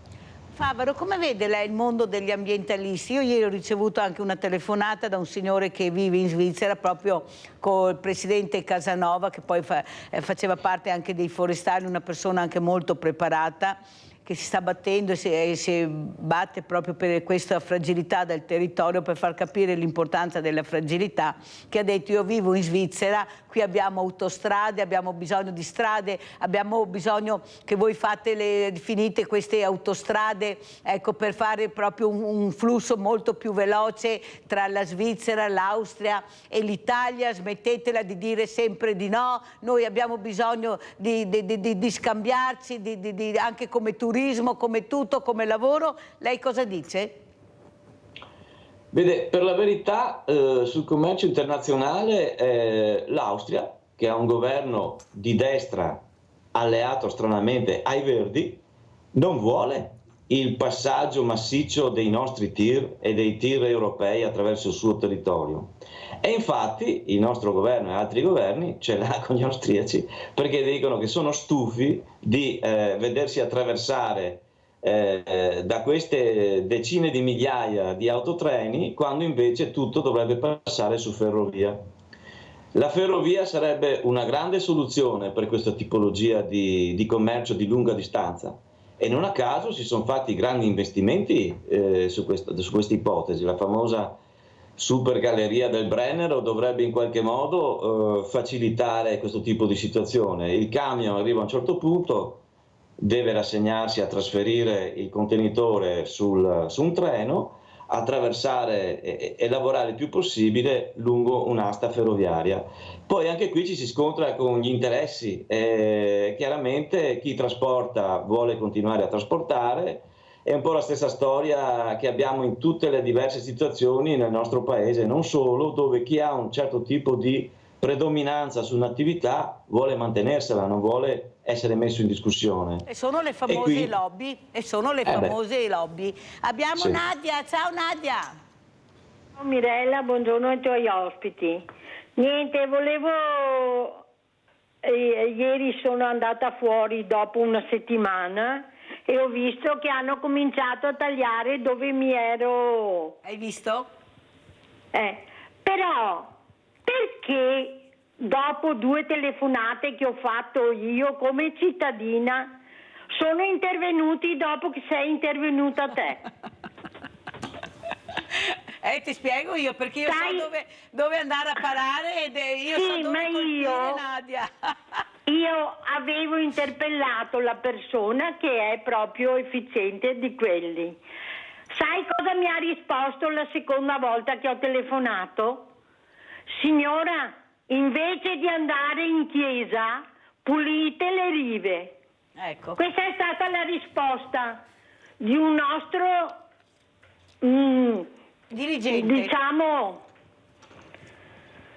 un dirigente. Non c'è. Comunque mi fa piacere che siano usciti, ecco, mi ero veramente... Grazie, arrivederci e buona giornata. No, grazie a te invece Nadia, sai che io se posso aiutare aiuto, ho la fortuna di conoscere le persone, ho la fortuna di avere le telecamere, io dico sempre la fortuna delle telecamere, se non ci fossero dovremmo inventarle veramente, perché forse è l'arma più potente che voi non vi rendete conto che avete, per quello vi dico non abbiate paura di parlare, non abbiate paura di chiedere, fate sentire la vostra voce, specialmente anche con queste telefonate importanti, poi vedete che qualcosa si muove, come ti avevo promesso, come avevi detto, perché era questione di prevenzione prima che succedesse qualcosa di grave, un incidente, visto che ne abbiamo già abbastanza, ci mancava solo questo, è uno dei posti più belli che abbiamo a Treviso, perciò grazie Nadia di aver fatto la segnalazione, siamo noi che dobbiamo ringraziare te e non tu che devi ringraziare noi o la sottoscritta,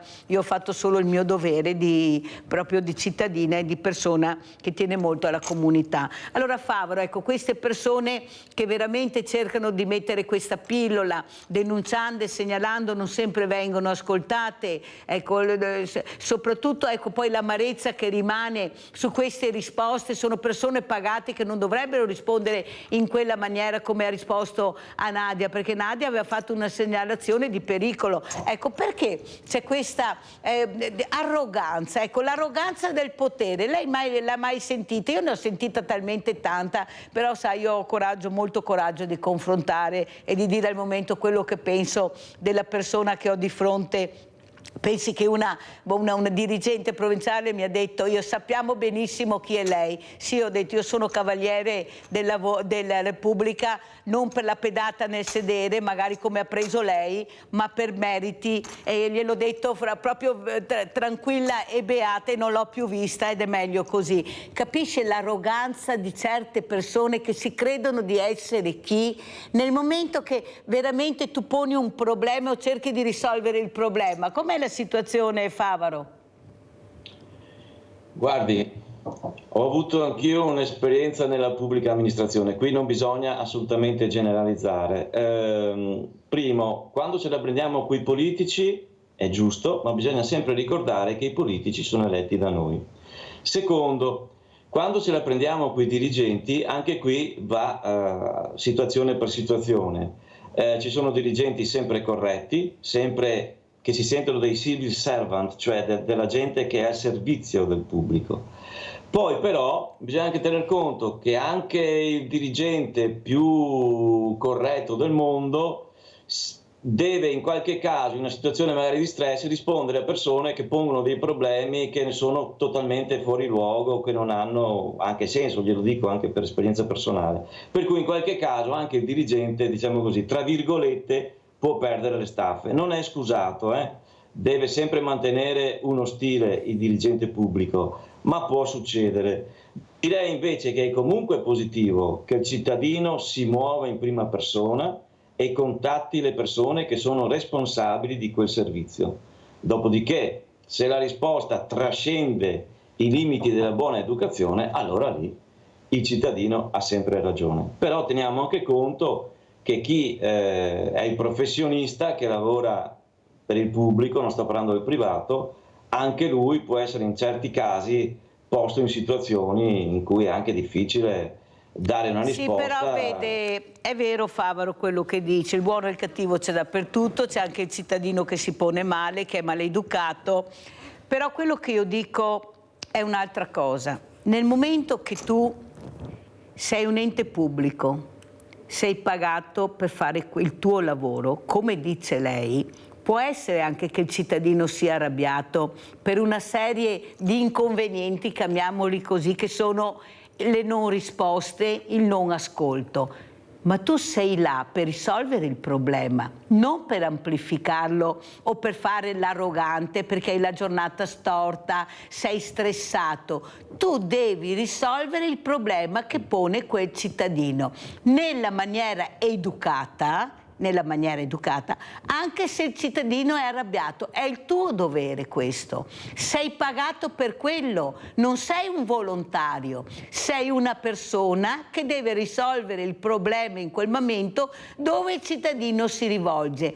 Invece, caro Favaro, soprattutto anche in certe amministrazioni, vige l'arroganza, il non saluto da parte di dirigenti strapagati che non si degnano neanche di salutare, e dire buongiorno o buonasera o si accomodi, e hanno l'arroganza del potere. Forse è stato uno sbaglio che la politica abbia dato così potere ai dirigenti, proprio per togliersi la patata bollente, e poi vediamo che se magari il dirigente non firma, il sindaco non va da nessuna parte perché è con le spalle al muro. Per questo coccolano molti dirigenti, perché se il dirigente non firma, anche se c'è una linea politica, non si va da nessuna parte. Favaro, lei le avrà viste queste cose, inutile nasconderci, per carità ci sono anche brave persone, ma è normale che ci siano, visto anche gli stipendi che hanno. Prego Favaro. Ribadisco,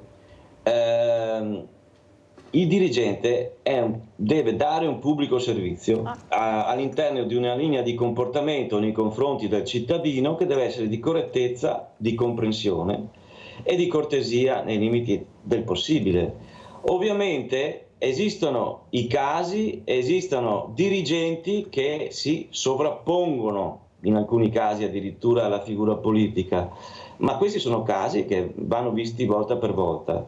Ribadisco, già detto quello che ho detto prima, che esistono anche casi in cui, in questo caso le do ragione, lo riconosce anche lei, ci sono dei cittadini che possono comportarsi con altrettanta aggressività e arroganza che in alcuni casi non possono essere tollerate anche da chi rende un servizio pubblico ed è pagato per questo. Vince comunque il cittadino che deve avere una risposta su evidentemente chi rende un pubblico servizio, certo, e del cittadino se ne frega. E però se è proprio così, tu ti alzi, apri la porta, chiami di dovere, ma tu l'arroganza la lasci a casa nel momento che ricopri quel posto pubblico. Questo è quello che penso che devono fare. Andiamo a vedere invece visto che abbiamo parlato di cave, andiamo a vedere la siccità.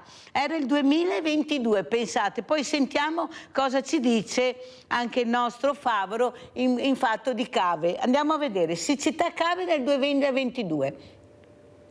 La Regione si deve attivare per fare tutto quello che è possibile appunto per creare questi invasi. Un deve che sottolinea la preoccupazione degli agricoltori trevigiani per la mancanza d'acqua. Un imperativo che arriva dopo settimane di annunci su un possibile piano cave dismesse, fino a ieri considerate scempio del territorio, ed ora possibile soluzione alla sempre più cronica siccità, non solo estiva. Al momento però, sottolineano le rappresentanze degli agricoltori, di concreto non c'è ancora nulla, ipotizzando un rimpallo tra assessorati, ovvero tra Federico Caner, titolare dell'agricoltura, e Giampaolo Bottaccine, che ha competenze sull'intero sistema idrogeologico veneto. Intanto in tempo tempo passa e le preoccupazioni salgono in tutto il mondo agricolo e non solo. Abbiamo anche fatto un gruppo con Confagricoltura e CIA perché vogliamo sensibilizzare in primis la Regione, perché riteniamo che sia fondamentale, lo vediamo in questo momento qua ma non solo adesso, che se avessimo dei serbatoi, avessimo dei bacini che ci permettono di fare riserve, potremmo pensare comunque di affrontare le primavera estate con altri, diciamo, con più ottimismo, cosa che purtroppo oggi non siamo in grado di fare. Siamo sotto il 50% e la situazione non è sicuramente rosea per il futuro. E per chi dalla Regione dice che è un problema di prezzo con i cavatori, la risposta arriva direttamente da Roma. Attraverso i soldi del PNRR e il prossimo bilancio dello Stato, con la conferenza Stato-Regioni che ha proprio quell'obiettivo, trovare una mediazione tra lo Stato centrale e le regioni, le soluzioni arriveranno, devono arrivare nell'interesse di tutti i cittadini. I progetti sono pronti da tempo al Consorzio di Bonifica Piave per la gestione dei fiumi e canali, collegandoli ad una serie di cave dismesse o in fase di chiusura. Uno studio di anni che pare sia però fermo in qualche cassetto della Regione in attesa di approvazione e magari qualche finanziamento. Uno stallo, secondo alcuni, legato alle richieste dei cavatori per la cessione delle aree, lievitate non appena giunta la voce di questo possibile riutilizzo. Versione smentita da uno dei nomi storici della ghiaia, Remo Mosole. Ma non è vero, perché sulle cave dismesse è giusto riempirle di acqua per dare agli agricoltori che hanno bisogno di acqua di abbeverare le piante, il fieno, le viti, cose come. Dobbiamo organizzarsi. Quando si organizza per il bene comune è qualcosa di buono fatto. Comunque lei è disponibile a discutere sulle cave e sulla gestione delle cave? Ma io sono disponibile per il bene comune sempre da quando sono nato. E proprio per questo Mosole lancia una proposta per la cava delle Bandie a Lovadina. La mia cava Le Bandie possono prelevare acqua finché vogliono, perché quella in più va persa, perché viene giù dal Piave, viene dentro sulla mia cava e va fuori verso Treviso, da Treviso va sul Sile e sul Sile verso il mare è persa.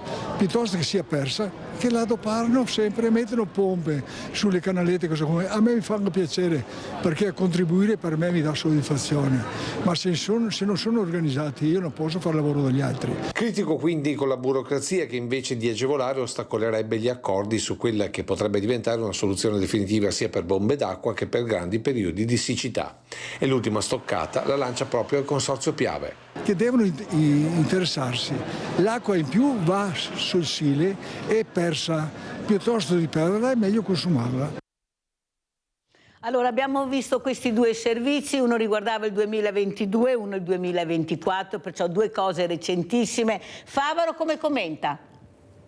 Allora, Mirella, le do un consiglio. La prossima volta che dovrà affrontare questo grave problema, che per fortuna per quest'anno sembra almeno parzialmente evitato, le consiglio di contattare il Consorzio Italiano per la riqualificazione fluviale, la sigla è CIRF.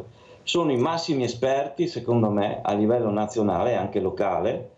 Conosco un ingegnere di Mestre che è referente nazionale per questo consorzio, che sono quelli che sono, secondo me, i migliori in grado di dare soluzioni a questo tipo di problema. Ma perché questi non si sentono mai se lei non ce lo dice?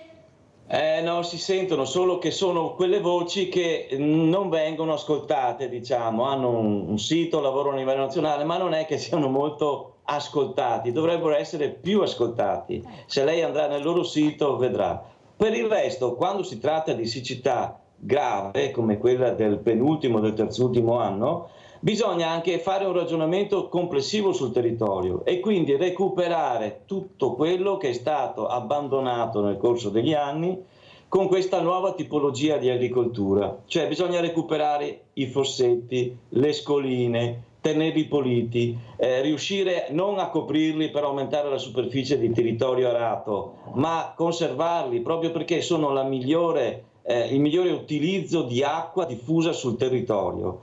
Solo che evidentemente costa molto più fatica fare la manutenzione di queste centinaia, migliaia di chilometri di manutenzione naturale che ci arriva dai secoli passati, e quindi è molto più semplice dopo lamentarsi. È chiaro che di fronte a siccità estreme bisogna fare degli interventi, ma quelli del CIRF, quelli che gli ho appena citato, consigliavano anche qui delle soluzioni che sono praticabili. come è anche giusto recuperare i bacini in alcune cave dismesse, vanno identificate, va chiarito, però non può essere questa vista come l'unica soluzione.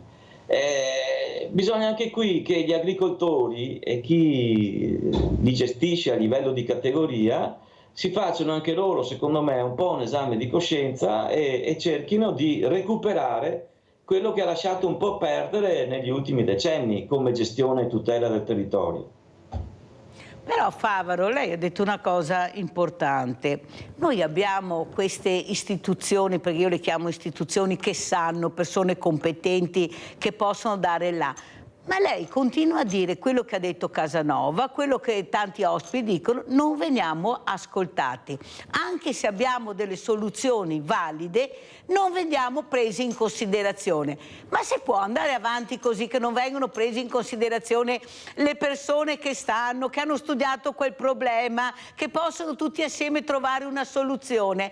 Perché io ho invitato per il 29 giugno anche l'ISPRA, ma non può partecipare perché hanno dei problemi. Però nel momento che tu poni al tavolo dei problemi concreti dove la cittadinanza, visto che paga, ha tutto il diritto di capire e soprattutto di conoscere e poi fare le proprie riflessioni, e c'è sempre qualcosa che non gira, che non partecipano, hanno sempre impegni, ma l'impegno è quello di dare risposta al cittadino che pagano i consorzi di bonifica e che non riescono a capire delle volte come funziona.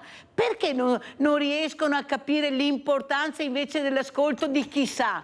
Perché non si può andare avanti così. Abbiamo sentito cosa sta succedendo in Austria, che lei l'ha detto, qualcuno si è accorta, che ha detto basta, attenzione, perché io tengo molto i miei figli. Prego Favaro, poi ci salutiamo. Mirella, vede, i consorzi di bonifica sono i principali gestori collettivi di questa situazione. I consorzi di bonifica però sono gestiti anche politicamente. All'interno dei consorzi di bonifica ci sono i rappresentanti dei partiti eletti che in teoria rappresentano tutti i cittadini. Quando io prima le parlo del CIRF, gli ho parlato del CIRF, quello è un gruppo di professionisti privati che si presta a dare le indicazioni corrette per l'utilizzo dei fiumi, dei bacini e di quant'altro, ma sono privati. Invece l'ISPRA è pubblica e noi ringraziamo l'ISPRA di esistere, perché sulla questione di consumo di suolo l'ISPRA, per fortuna, è la nostra massima alleata come istituto. Mi spiace che non possa esserci il 29, ma l'ISPRA, diciamo così, come ente pubblico è ancora oggi una garanzia. Per quanto riguarda il resto, i consorzi hanno all'interno i sindaci, quindi un certo tipo di maggioranza, e quelli come noi che fanno le proposte, le manifestazioni, sono inevitabilmente un po' di rompiscatole, perché non abbiamo un partito alle spalle, capisce? Abbiamo solo quei cittadini che in qualche occasione ci sostengono. Per le cave senili di Marocco abbiamo raccolto 5.300 firme, ma cosa contano queste firme se poi il privato vuole realizzare i suoi 100.000 metri cubi e nessuno gli riesce a dire, cioè gli hanno anche detto di no, anche di recente, non puoi farli, ma fino a che lì è il privato che comanda, le cose vanno avanti così. Ci vuole quindi un potere pubblico, secondo me, più attento alle questioni della natura, e ripeto, è per fortuna che c'è l'ISPRA e per fortuna che c'è l'Europa, perché guardando in casa nostra, mi dispiace dirlo, ma il nostro governo ultimamente, in questi ultimi anni, non ha fatto altro che dire no, no e no. Allora, ormai siamo in chiusura. Favaro, come ci saluta e cosa vuole dire? Che appello vuole fare? Come appello proprio di Paolo Favaro, 42 anni in prima linea, 42 anni lui assieme ad altre persone, ma lui in particolare. Dopo 42 anni che appello vuole fare? Cittadini, se tengo ancora duro io, cercate di darci una mano, voglio dire, cercate di non vederci sempre solo come quelli del no, che non è affatto vero. Noi diamo sempre delle alternative e delle controproposte, non ci limitiamo a dire di no.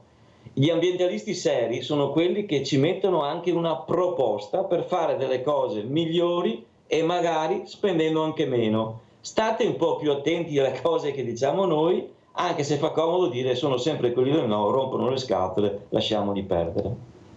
Grazie veramente a Paolo Favaro, Presidente Comitato Cave di Marocco. Arriverà l'invito, ci terrei tanto che ci fosse anche Paolo Favaro a questo convegno importante, a questo dibattito dove si parlerà con gli esperti, e perciò penso sarà cosa utile per tutti capire, e poi ognuno farà le proprie riflessioni, ma almeno capiremo quello che sta succedendo nel territorio anche con questi bacini di laminazione. Grazie, pubblicità. Grazie.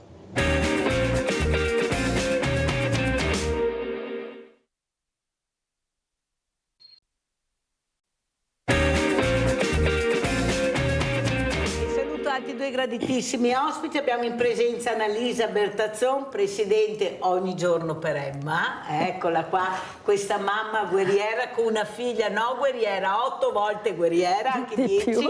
Saluto anche Renato Costa, vicepresidente Cooperativa Sociale Il Graticolato. Grazie veramente Costa di essere qui anche lei con noi, tante associazioni anche questa mattina, tutti per uno per tutti, dobbiamo combattere assieme per risolvere tanti problemi, perché veramente se siamo uniti ce la faremo. Allora io inizierei proprio da Annalisa Bertazzon, perché quando c'è Annalisa Bertazzon è come ci fosse Emma, perché sono una sola cosa, un'unica cosa, perché Emma si è laureata. Allora raccontiamo cosa ha fatto Emma in questo periodo che non l'abbiamo sentita. Allora intanto grazie sempre a Mirella per queste opportunità. Facciamo vedere anche le foto di chi è Emma, così a casa riescono a capire chi è mamma Annalisa, prego. E poi grazie a tutti e buongiorno. Allora, niente, Emma, ha terminato il suo percorso di studi con laurea magistrale in biologia della nutrizione umana a novembre del 2023. A gennaio del 2024 poi ha deciso subito di fare l'esame di Stato per l'iscrizione all'albo dei biologi e l'ha superato brillantemente. Poi ha avuto purtroppo 1 mese e mezzo di stop per un intervento ai piedi un po' impegnativo, più riabilitazione, ma insomma si è rimessa in carreggiata abbastanza e adesso vuole sognare, vuole vivere, vuole realizzare i suoi progetti, quindi da un lato l'insegnamento perché è una sua grande passione, ha fatto anche delle supplenze sia al Duca degli Abruzzi che all'Istituto Palladio a Treviso, e poi appunto la biologia della nutrizione, ha aperto la sua partita IVA, ovviamente sobbarcandosi un bel po' di rischio perché le partite IVA sono sempre impegnative, però probabilmente la passione è talmente forte che ce la farà secondo me. Inoltre quella è una grande passione collaterale, non sarà un lavoro ma la sta tenendo viva, è la sua passione per la comicità. Lei adesso va in qualche teatro a Milano, teatri cabaret, fa anche delle performance qui in giro nel territorio, si scrive i pezzi, li rappresenta, ha dei profili social, Instagram belli corposi che stanno crescendo, e poi se posso dire uno è 104 punto integrale, disabilità e nutrizione, l'altro è EDL Nutrition, nutrizione, che è sulla nutrizione, e poi Emma Comedy, una cosa del genere, Emma DL Comedy, proprio per la parte della comicità. E quindi ci mette tutta l'anima, la vita, perché ha diritto di vivere come gli altri, nonostante una malattia molto severa. Ecco, cerchiamo anche di capire, io sono anche molto speranzosa perché la ricerca, la scienza e anche la tecnologia stanno facendo passi da gigante, speriamo che i governi, specialmente il nostro governo, capisca l'importanza di investire nella ricerca. Speriamo. Annalisa Bertazzon, ecco, spieghiamo a chi non sa di cosa soffre Emma e soprattutto questa guerriera che è andata avanti nonostante tutto, nonostante tutti, nonostante questa malattia. Prego. Allora, l'atassia di Friedreich è una malattia genetica rara, si dice autosomica recessiva perché è ereditaria, entrambi i genitori inconsapevoli, io e mio marito, sono portatori sani. Da questo la rarità della malattia, uno ogni 50.000 abitanti, statistiche a livello mondiale, a livello europeo c'è molta più presenza perché probabilmente c'è più anche conoscenza della malattia, poi la statistica è in base a quanti numeri hai concreti. Niente, i portatori sani sono parecchi perché uno ogni 50-80 abitanti è portatore sano dell'atassia di Friedreich, quindi può essere un problema di tutti, come poi lo è diventato nostro quando lo abbiamo scoperto. Allora, cosa succede? Succede che è neurodegenerativa, quindi si comincia con l'incertezza nel cammino quando sono bambini, ragazzini, non gli si dà una grande importanza, almeno un po' di anni fa, adesso si conosce meglio, quindi ma è un po' impacciata e lei così, realmente sono i primi segnali che c'è qualcosa che non va. Quindi a quanti anni si è accorta? Allora, la diagnosi, noi ci eravamo accorti che aveva più o meno 9-10 anni, che era un po' strana. Beh, era brava a scuola, non aveva altri problemi di salute, per cui tutti ci dicevano: ma siete voi fissati, la vedete un po' imbranata, eccetera. Realmente ci abbiamo messo un po' di anni, a 12 anni c'è stata la diagnosi vera e propria, quindi con il test genetico, e da lì malattia senza cure, progressiva, quindi da essere una giocatrice di pallavolo a non camminare più, è stato così. È stata dura. È stata dura, più tutta la parte interna, è interessato il cuore, è interessato il pancreas, è interessata la voce, la vista, cioè nel tempo degenera e prende tutto. Però nonostante questo Emma ha voluto non solo capire e conoscere la sua malattia, non a caso ha studiato biologia molecolare e poi biologia della nutrizione, sì. Perché lei voleva capire e cercare anche di aiutare anche altre persone che soffrivano come lei di questa malattia. Capisce? Non solo per lei, Costa, questa ragazzina che da subito si è rimboccata le maniche, questa famiglia che l'ha supportata per capire soprattutto da dove e come si può combattere. E adesso avete sentito, qui mi ha portato anche il regalino, questa laurea, eccola qua, la faccio vedere, guardate, ecco, per ricordare questa importante laurea con tanti sacrifici, con tanto dolore, ma con una passione sfrenata. Prego Costa, cosa vuole dire a questa mamma e a Emma che magari ci sta ascoltando? Prego. Intanto complimenti davvero a Emma e complimenti alla famiglia che è riuscita a sostenerla in tutti questi anni. La storia di Emma è una storia a dir poco edificante. Purtroppo non è la regola delle storie della disabilità, perché sono moltissime le patologie, le malattie purtroppo non rare che riscontriamo e che seguiamo ogni giorno sul territorio. Per una Emma che ce la fa, abbiamo tanti altri ragazzi invece che non possono farcela nonostante l'impegno, nonostante l'aiuto delle famiglie, ma che comunque non possono essere abbandonati. Quindi c'è posto per tutti, c'è posto per Emma, c'è posto per chi ha le capacità, ancorché residue, di farcela, ma ci deve essere anche posto per quei cittadini che da soli non ce la potrebbero fare. Allora andiamo a vedere anche questa presentazione di questo video, il graticolato, ed è con noi Renato Costa, che è il vicepresidente. Andiamo a vedere.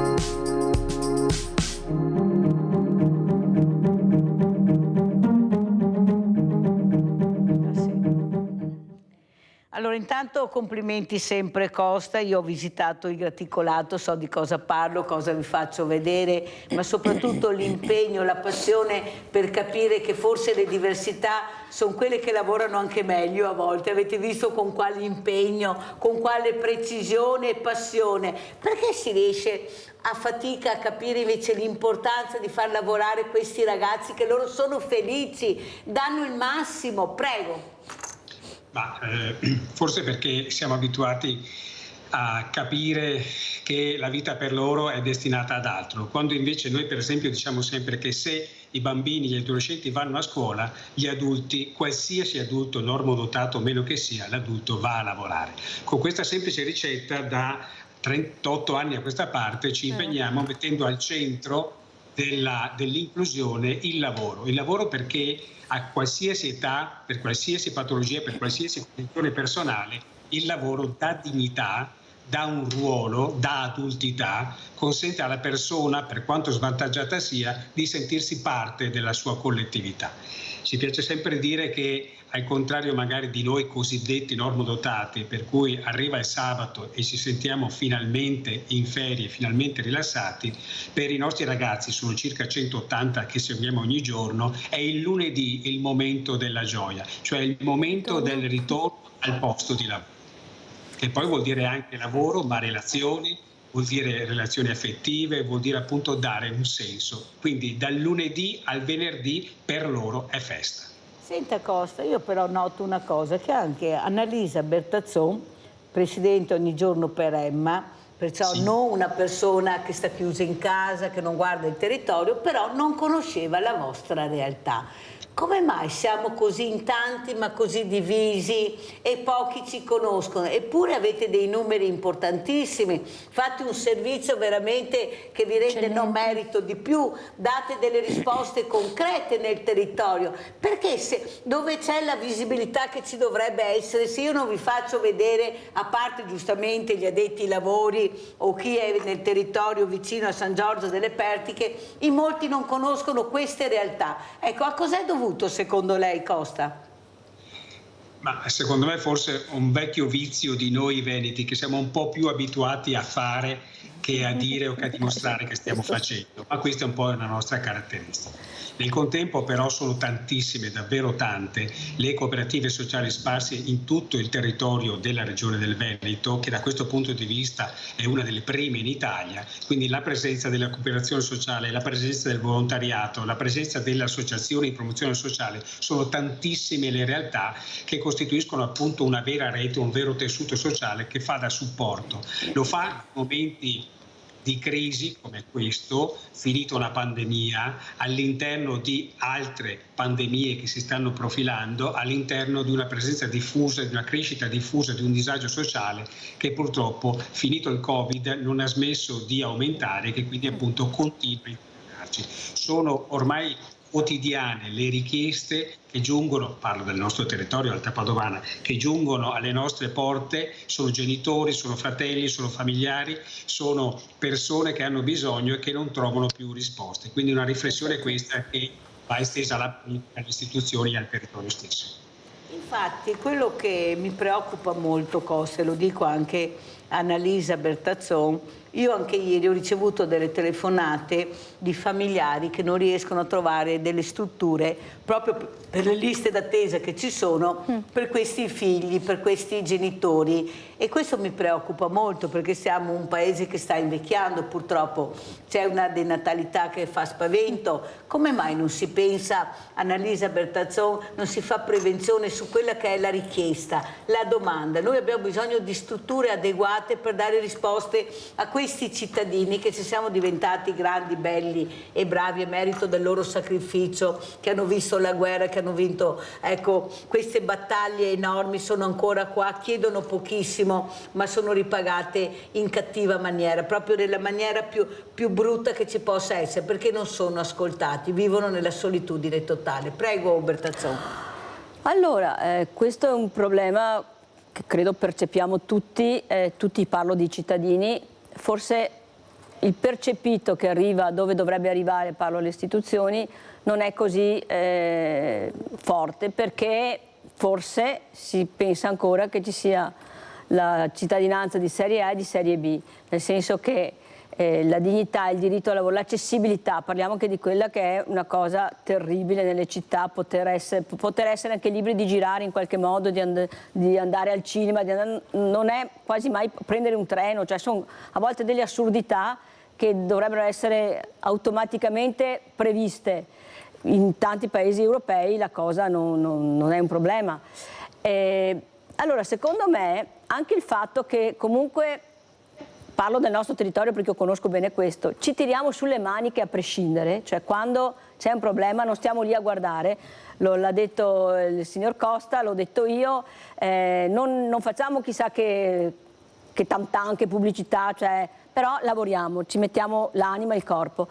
Probabile che dal punto di vista un po' più in alto dicono va bene, ci sono tante associazioni, ci pensano loro un po' e questo non va bene perché noi andiamo un po' a coprire, a supporto quello che invece dovrebbe maggiormente essere a carico dello Stato, della pubblica, delle amministrazioni anche locali, cioè in effetti per avere un posto da qualche parte, se hai necessità di accompagnare una persona perché a casa per tanti motivi non è gestibile o anche per un discorso di un po' di ore al giorno, perché a volte anche quello, essere inseriti in una comunità aiuta, a prescindere che tu poi viva comunque con la famiglia, cioè questo diventa sempre più impossibile.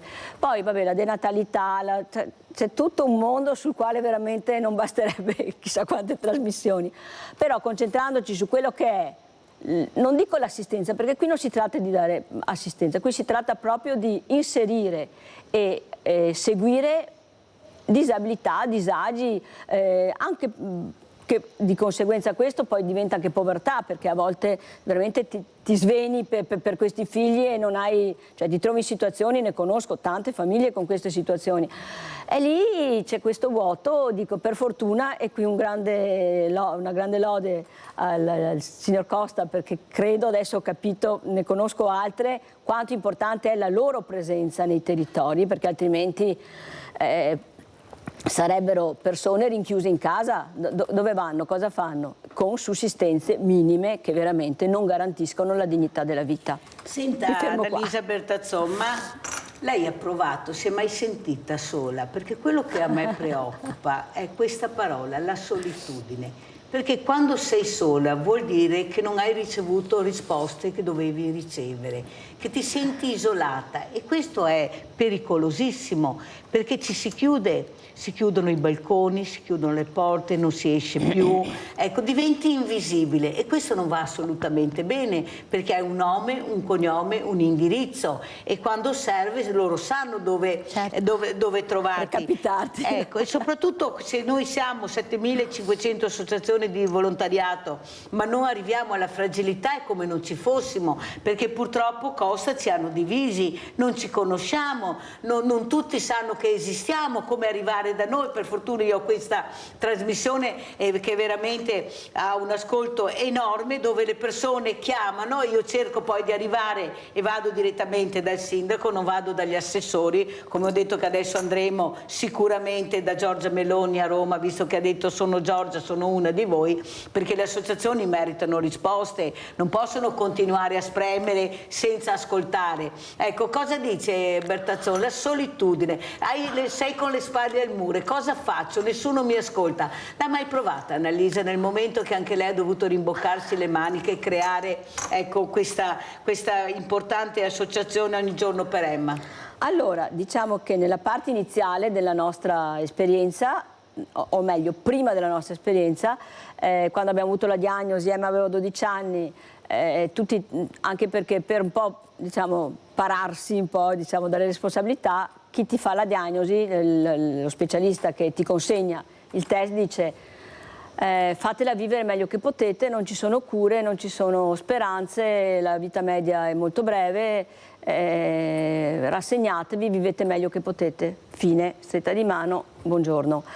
Ecco, noi abbiamo avuto la fortuna di avere Emma, perché Emma a 12 anni ha voluto essere lì presente alla diagnosi, fare lei le domande, perché non potevamo tenerla fuori dalla porta, non è stato possibile, e lei ha detto: adesso che finalmente questa malattia ha un nome, dobbiamo anche capire la strada per una cura.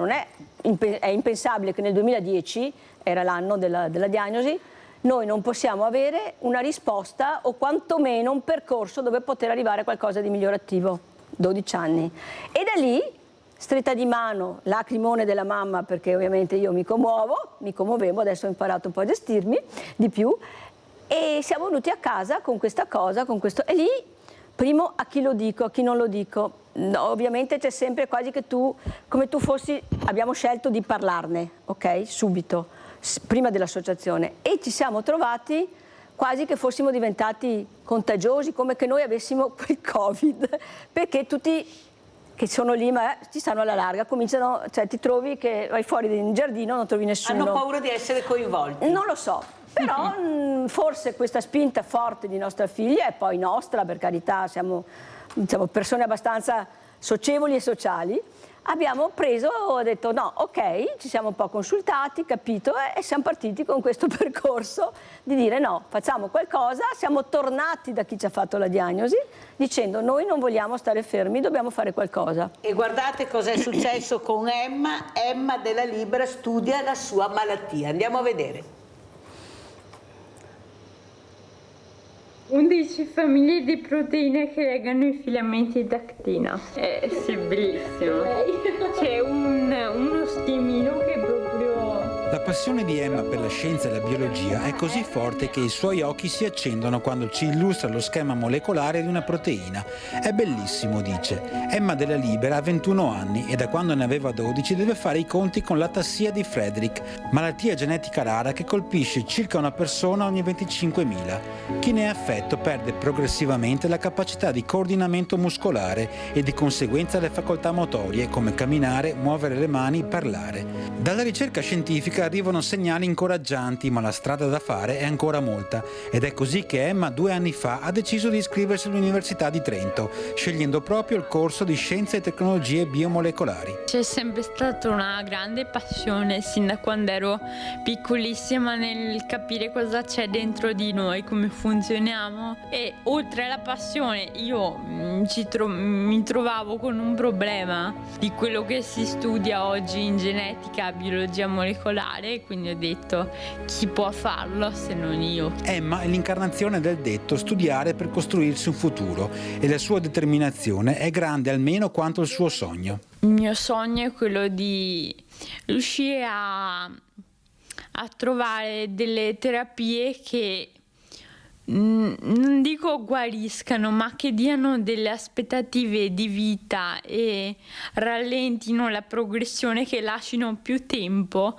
Oggi è a casa con i genitori per il weekend, ma il resto della settimana lo passa a Trento, dove va a lezioni in aule che si trovano a pochi metri dai laboratori del Cibio, il centro di biologia integrata dell'università, all'avanguardia mondiale nella ricerca sul correttore genomico, una sorta di bisturi molecolare in grado di dettagliare i pezzi di DNA responsabili delle malattie genetiche. Centro che ha messo nel mirino delle proprie ricerche proprio l'atassia di Friedreich. Ora si tratta di fare un grande salto, uno studio effettivamente innovativo di correttore genomico. Chissà che la fortuna e la scienza ci siano vicine. E chissà che in quel laboratorio, carico di speranze e aspettative, non possa mettere i piedi in futuro come ricercatrice oltre che paziente la stessa Emma. Tutto può succedere, tutto può cambiare. Già alcune università mi hanno sbarrato proprio le porte, mi hanno detto ma cosa vai a fare? Ma vai a fare qualunque altra cosa, vai a fare letteratura, vai a fare filosofia, psicologia, ma cosa ti incasini qua? E invece sono qui al secondo anno e sta andando anche molto bene e non mi voglio fermare. È molto dura, sono anche stanca perché a volte sono 9 ore, lezione al mattino, laboratorio il pomeriggio, ma sono molto contenta. Renato Costa, ha visto? Lei ci ha portato il graticolato, io le ho portato Emma, la sua mamma, per capire l'importanza di unire, di essere un'unica squadra, tutti per uno, uno per tutti nella fragilità. Ecco, questo coraggio di questa ragazza, guardate, una cosa incredibile. Però questa mamma, per quello ho detto, è un solo corpo, per me è una sola testa, proprio si fondono quando sono assieme. Prego Costa. No, ci fa piacere vedere e percepire proprio la passione per la scienza, l'interesse che Emma nutre. In un momento in cui sto pensando per esempio ad altre malattie, penso all'autismo in particolare, in cui purtroppo la scienza ancora brancola un po' nel buio, nel senso che siamo un po' lontani dal capire, dal conoscere le cause e soprattutto siamo lontani dall'aver approntato, anche dal punto di vista istituzionale, un sistema di aiuto, un sistema di assistenza a queste persone, mi riferisco appunto alle persone affette da spettro autistico, le quali hanno ormai un'incidenza che tutto può dir di loro, ma non certo di malattia rara. Stiamo parlando di una malattia che ormai, stando ai dati ufficiali, interessa 70 bambini o adolescenti su 10.000, una cosa che 10-15 anni fa o non c'era o non era diagnosticata, e quindi per esempio la scienza da un lato fa passi in avanti, dall'altro non riesce a stare appresso alle tante innovazioni patologiche della società. E allora adesso andiamo a vedere questo centro meraviglioso, abbiamo visto il graticolato, adesso andiamo a vedere all'interno questo centro diurno, il Passero. Andiamo a vedere.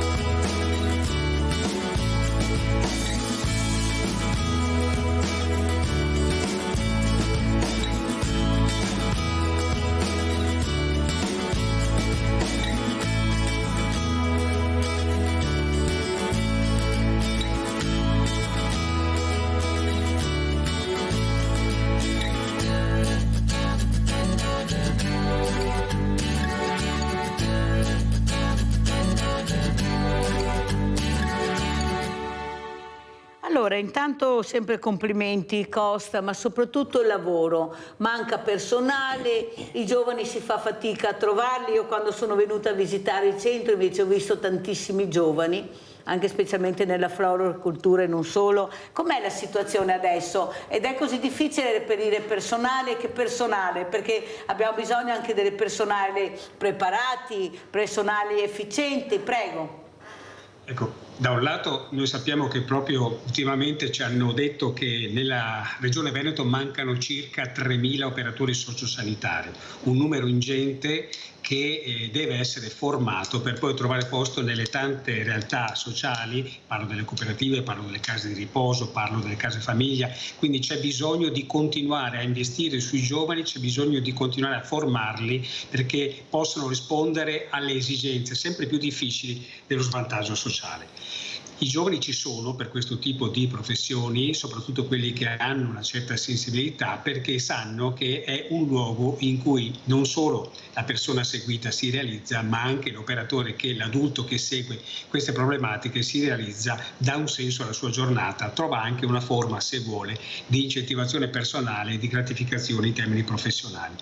Prova ne sia che, per esempio, dal punto di vista proprio delle file di attesa, ci sono anche nella nostra struttura, abbiamo un bel numero non solo di curriculum che arrivano ogni giorno, ma anche di tante persone che ci chiedono di poter entrare a lavorare con noi. Certo, questo compatibilmente con i margini di bilancio che sono sempre risicati, essendo noi un'attività non profit e quindi come dire, portati naturalmente, costitutivamente a investire tutto ciò, quel poco o tanto che appunto nel corso dell'anno guadagniamo. Il progetto che abbiamo visto prima appunto è un nuovo centro diurno per soggetti autistici che tra l'altro dopo alcuni anni di lotta con la burocrazia che sempre esiste in questo paese sta muovendo i primi passi, nel senso che proprio in queste settimane sta partendo il cantiere. Ad oggi la spesa stimata di circa 1 milione, anche se i costi sono già limitati a 1 milione di euro, è tutta a carico della cooperativa. Ci auguriamo che nel corso dei lavori ci sia la possibilità di agganciare fondi comunitari, nazionali, regionali, cioè dei contributi che ci consentano di darci una mano in questa difficile avventura, che è anche un'avventura economica, ovviamente. Allora, quello che però traspare, avete sentito cosa ha detto Renato Costa, questi bilanci sempre risicati, questi soldi che sempre mancano, si vorrebbero fare tantissime cose, avete visto poi i progetti che mettono sul piatto, questi vogliono realizzare queste persone, questi progetti per aiutare queste persone e le loro famiglie, ma anche Annalisa Bertazzonco, Emma, quante iniziative, quante rimboccarsi le maniche, cercare di trovare contributi, il risotto solidale, la cena, il pranzo, la manifestazione, ma sempre devi essere tu che parti, mai che qualcuno arriva prima che tu parti. Prego, Annalisa. Allora, non le ho contate tutte le iniziative che dal fine 2010 all'altro giorno, perché in questa settimana poi siamo con la festa d'estate a Vascon, col gruppo 86, e noi abbiamo la bancarella, c'è un'iniziativa solidale, chi vuole lasciare una piccola offerta in cassa quando vanno a mangiare. Non perdiamo niente, cioè proprio neanche dappertutto. Esatto, anche la polvere va bene. E allora sì, dopo da un certo lato dico, e ho lanciato un progetto che veramente ci sta mettendo l'anima, perché noi abbiamo Emma, nel nostro territorio ci sono altre famiglie, in provincia di Venezia, in provincia di Padova, nel Bellunese, Conegliano, cioè noi abbiamo delle persone con le quali tra l'altro ci siamo uniti. Però il problema, non c'è regione d'Italia che non ce l'abbia, anche all'estero ovviamente, ma parlo del territorio italiano, però senza fare critiche a nessuno, che un po' muove le braccia, le mani, la testa, non c'è tutta sta corsa. Allora io ho cominciato... Starete. Ho cominciato perché ormai ho insomma centinaia e centinaia di contatti in giro per l'Italia, di famiglie, di persone che conosco tra l'altro, quasi tutte personalmente. E allora ho cominciato a fare Skype, Zoom, riunioni per aggiornare, cioè tutti gli aggiornamenti, appunto la ricerca del Civio di Trento che sta andando avanti, la ricerca importante col Policlinico di Milano, sono i nostri 2 cavalli di battaglia del momento, stanno andando avanti. Allora quando c'è da chiedere, da sapere, sono tutti lì che cioè mail, messaggi, WhatsApp, mi arriva di tutto. Come siete, come andate, come fate? Dico come siamo, come andiamo, perché il problema non è solo mio, è di tutti. E allora mi sono inventata, merito devo dire della città di Firenze però, perché l'anno scorso, nel 2023, il sindaco Nardella, avendo una consigliera comunale all'interno del Consiglio Comunale di Firenze, che poi è stata anche rieletta, nel senso che entrerà in Consiglio per aver preso tanti voti, alla Tassia di Frederick. Lei è laureata in legge, anche lei è un mastino da guerra, e allora abbiamo organizzato questo grande evento allo Stadio Franchi di Firenze il luglio dell'anno scorso, con il concerto di Pinguini Tattici, con una lotteria di sorte nazionale. Abbiamo fatto un lavoro da morire, ma poi abbiamo portato a casa intanto un grande risultato, ma ho cominciato a lanciare questo progetto di territori solidali, dove ci sono famiglie e conoscenti, perché non riusciamo a organizzare piccole cose, basta anche, non so, la bancarella con un po' di dolci. Ma senti, Annalisa, il problema è che io ho detto prima che siamo 7.500 associazioni di volontariato, cioè no una, eppure non riusciamo a fare rete, eppure c'è il campanile, eppure c'è quello che politicamente è supportato e va benissimo, quello che si fa un mazzo così, che forse fa ancora di più, non è supportato, anzi non è pure invitato, perché viviamo in un territorio di campanile, è inutile girarci attorno, è così, e non facciamo non solo rete, noi. prego. Non solo noi. Ma noi in particolare. Però allora, non so se sono una fuori dal coro, non lo so, però per uno studio che tra l'altro è arrivato in clinica, è anche un farmaco esistente ma disponibile anche off-lab per la Tassia di Frederick, che è l'etravirina, con il Medea, quindi la nostra famiglia Centri di Conegliano e Pieve di Soligo.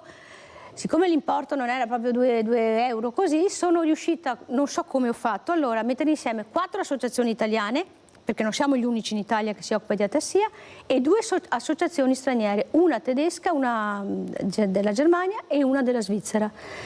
Ce l'abbiamo fatta, i risultati ci sono stati, c'è un lieve beneficio, molto lieve, ma è un passo in avanti, e lì mi sono proprio...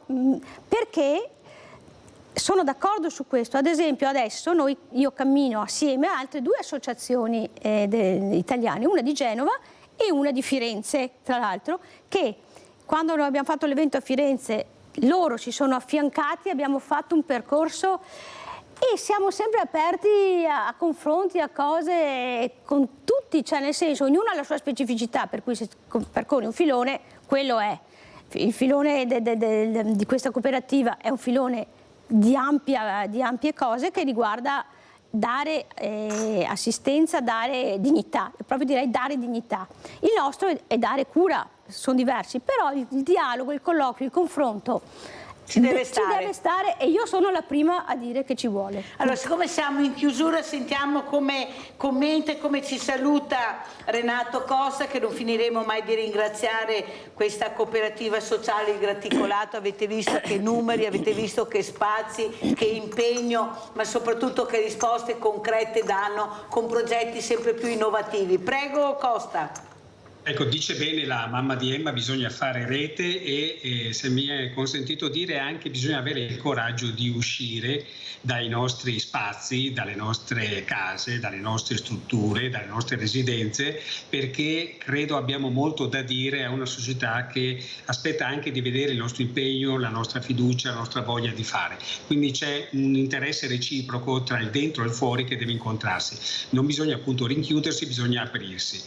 Ci sono alcuni veicoli importanti, tra questi per esempio penso allo sport che sa includere, lo sport che è paralimpico a tutti i livelli, quindi sia a livello di CONI ma anche a livello territoriale, perché i nostri ragazzi sono in grado, con le loro autonomie, con le loro capacità, di praticare molti degli sport che sono in grado di praticare anche i cosiddetti normodotati. Quindi anche lo sport è davvero un veicolo di inclusione. Come pure di inclusione sono, abbiamo detto, il lavoro e le relazioni sociali. Sono tutti ambiti che vanno curati allo stesso modo, con la stessa passione, con la stessa intensità, perché possono in qualche modo farci incontrare la società e reciprocamente. Questa è una cosa che noi consideriamo molto qui al Centro Paolo VI, perché ci rendiamo conto di quanto possiamo dare al nostro territorio. Pensiamo solo ai sindaci, che sono i primi depositari delle tante richieste di marginalità che esprimono qualsiasi territorio. I sindaci sono appunto chiamati in causa, hanno bisogno di risposte, devono essere in qualche modo anche consigliati,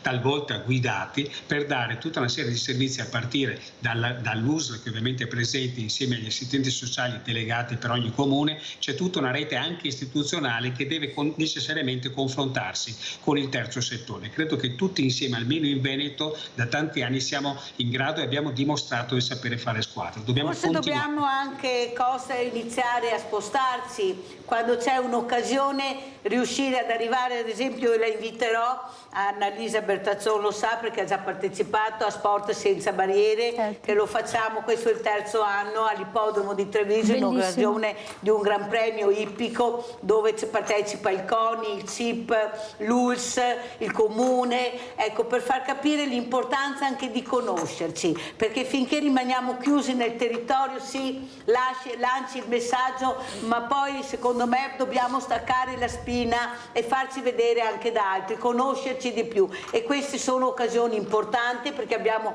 gli spazi per poterlo fare. Una volta si va all'ippodromo, una volta si viene al Graticolato, una volta si va da Emma, una volta si va dove si va, però dobbiamo iniziare a muoverci, perché se rimaniamo sempre chiusi nel nostro territorio arriveremo sempre a qualcosa ma non a tutti, e io non devo essere fortunata a vivere su quel territorio, a conoscere Costa o a conoscere Bertazzoni. Io, se sono fragile, devo avere quello che mi aspetta di diritto e devo conoscere. Bertazzon, come ci saluta? Beh, intanto sempre con un grazie, perché per me la prima parola che mi viene sempre in mente è quella di ringraziare sempre tutti, perché se siamo qua ancora dopo quasi 15 anni vuol dire che le persone ci hanno dato fiducia, credono in noi. Lei, Mirella, lo dimostra perché ci ha invitato tantissime volte, vengo sempre volentieri.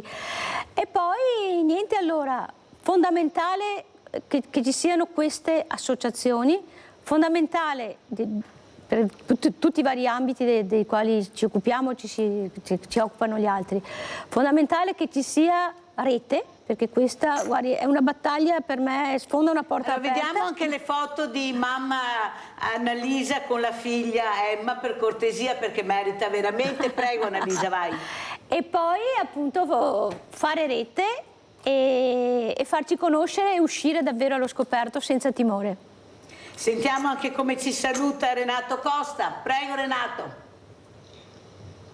Allora, intanto siamo appunto, l'invito è di venirci a trovare, di venirci a conoscere, le porte sono davvero sempre aperte, e anche quel saluto è quello di portare una attenzione per far sentire meno soli i genitori, far capire loro che quando sarà giunta alla fine la loro parabola esistenziale, i loro figli non devono rimanere soli. C'è un dopo di noi che deve essere costruito, programmato, pensato dalle istituzioni, dal terzo settore, perché il genitore deve lasciare questa vita con la sensazione che qualcuno si occuperà della sua creatura e continuerà a farlo come lui l'ha fatto per tanti anni. Ecco, anche questa è una dimensione davvero che attende tante nostre energie. Grazie, grazie anche a Renato Costa, vicepresidente Cooperativa Sociale Graticolato. Grazie a Annalisa Bertazzon, presidente Ogni Giorno per Emma. Grazie, grazie. Adesso leggiamo la Costituzione italiana e ricordo con i superstiti del Vajont. Grazie.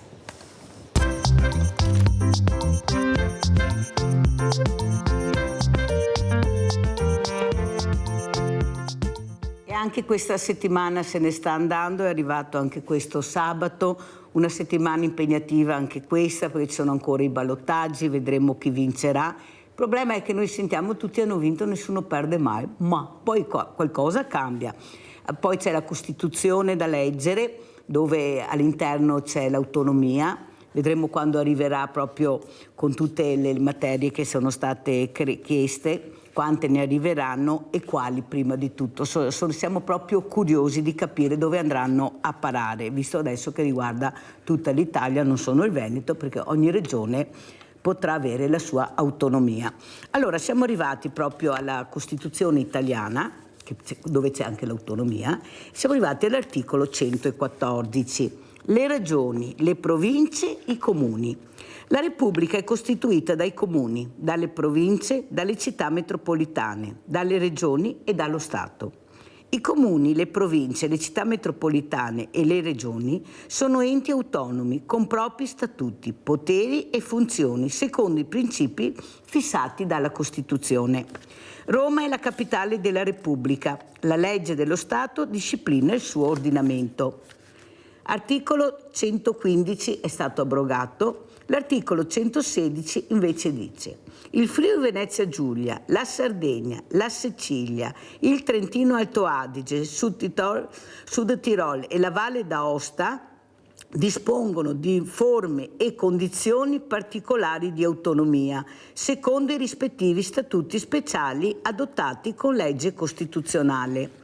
La regione Trentino Alto Adige Sud Tirol è costituita dalle province autonome di Trento e di Bolzano.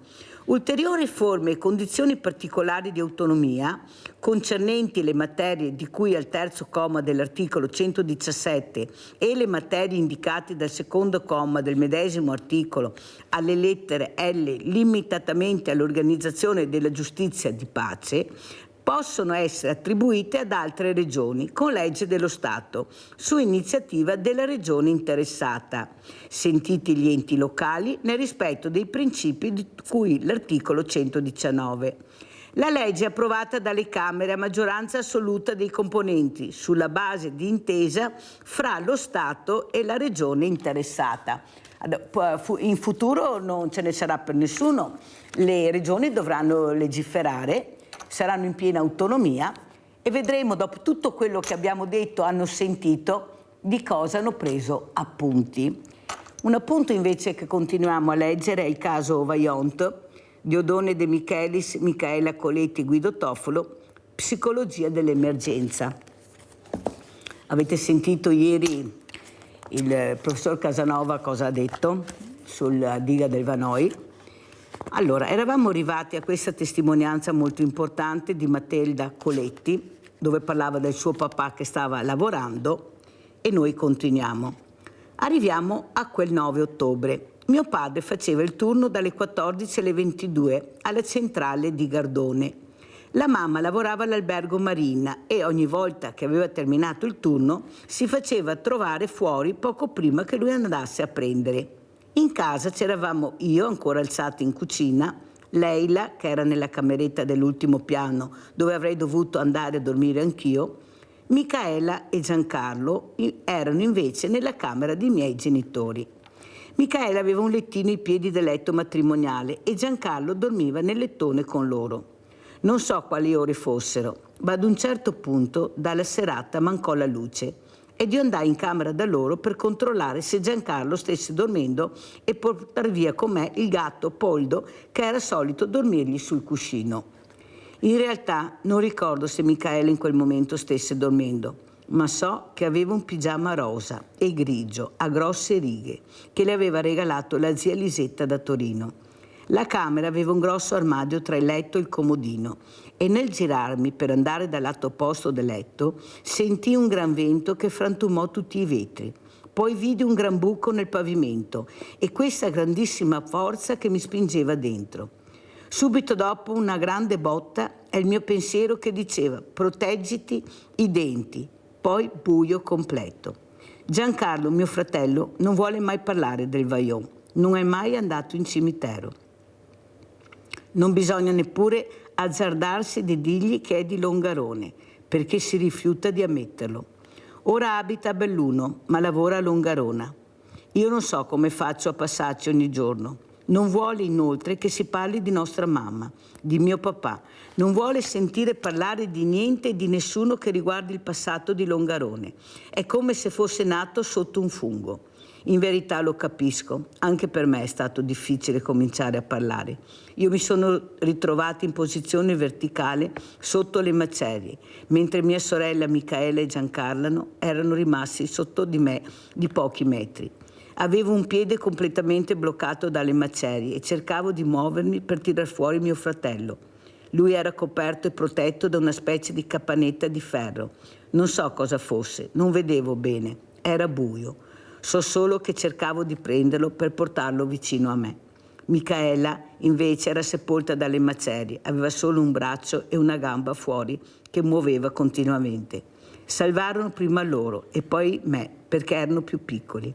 A quel tempo io ero alta come sono adesso e poi ero in piedi in parte fuori dalle macerie. Hanno dovuto scavare a mani nude. E noi continueremo per ricordare tutte quelle persone che non ci sono più, che non c'entravano niente con un business pazzesco di soldi, come abbiamo sentito, con un uomo o con altri uomini assieme che non volevano ascoltare, e queste persone sono morte o vivono in maniera tragica con una paura sottile ma terribile che li avvolge. Buona domenica.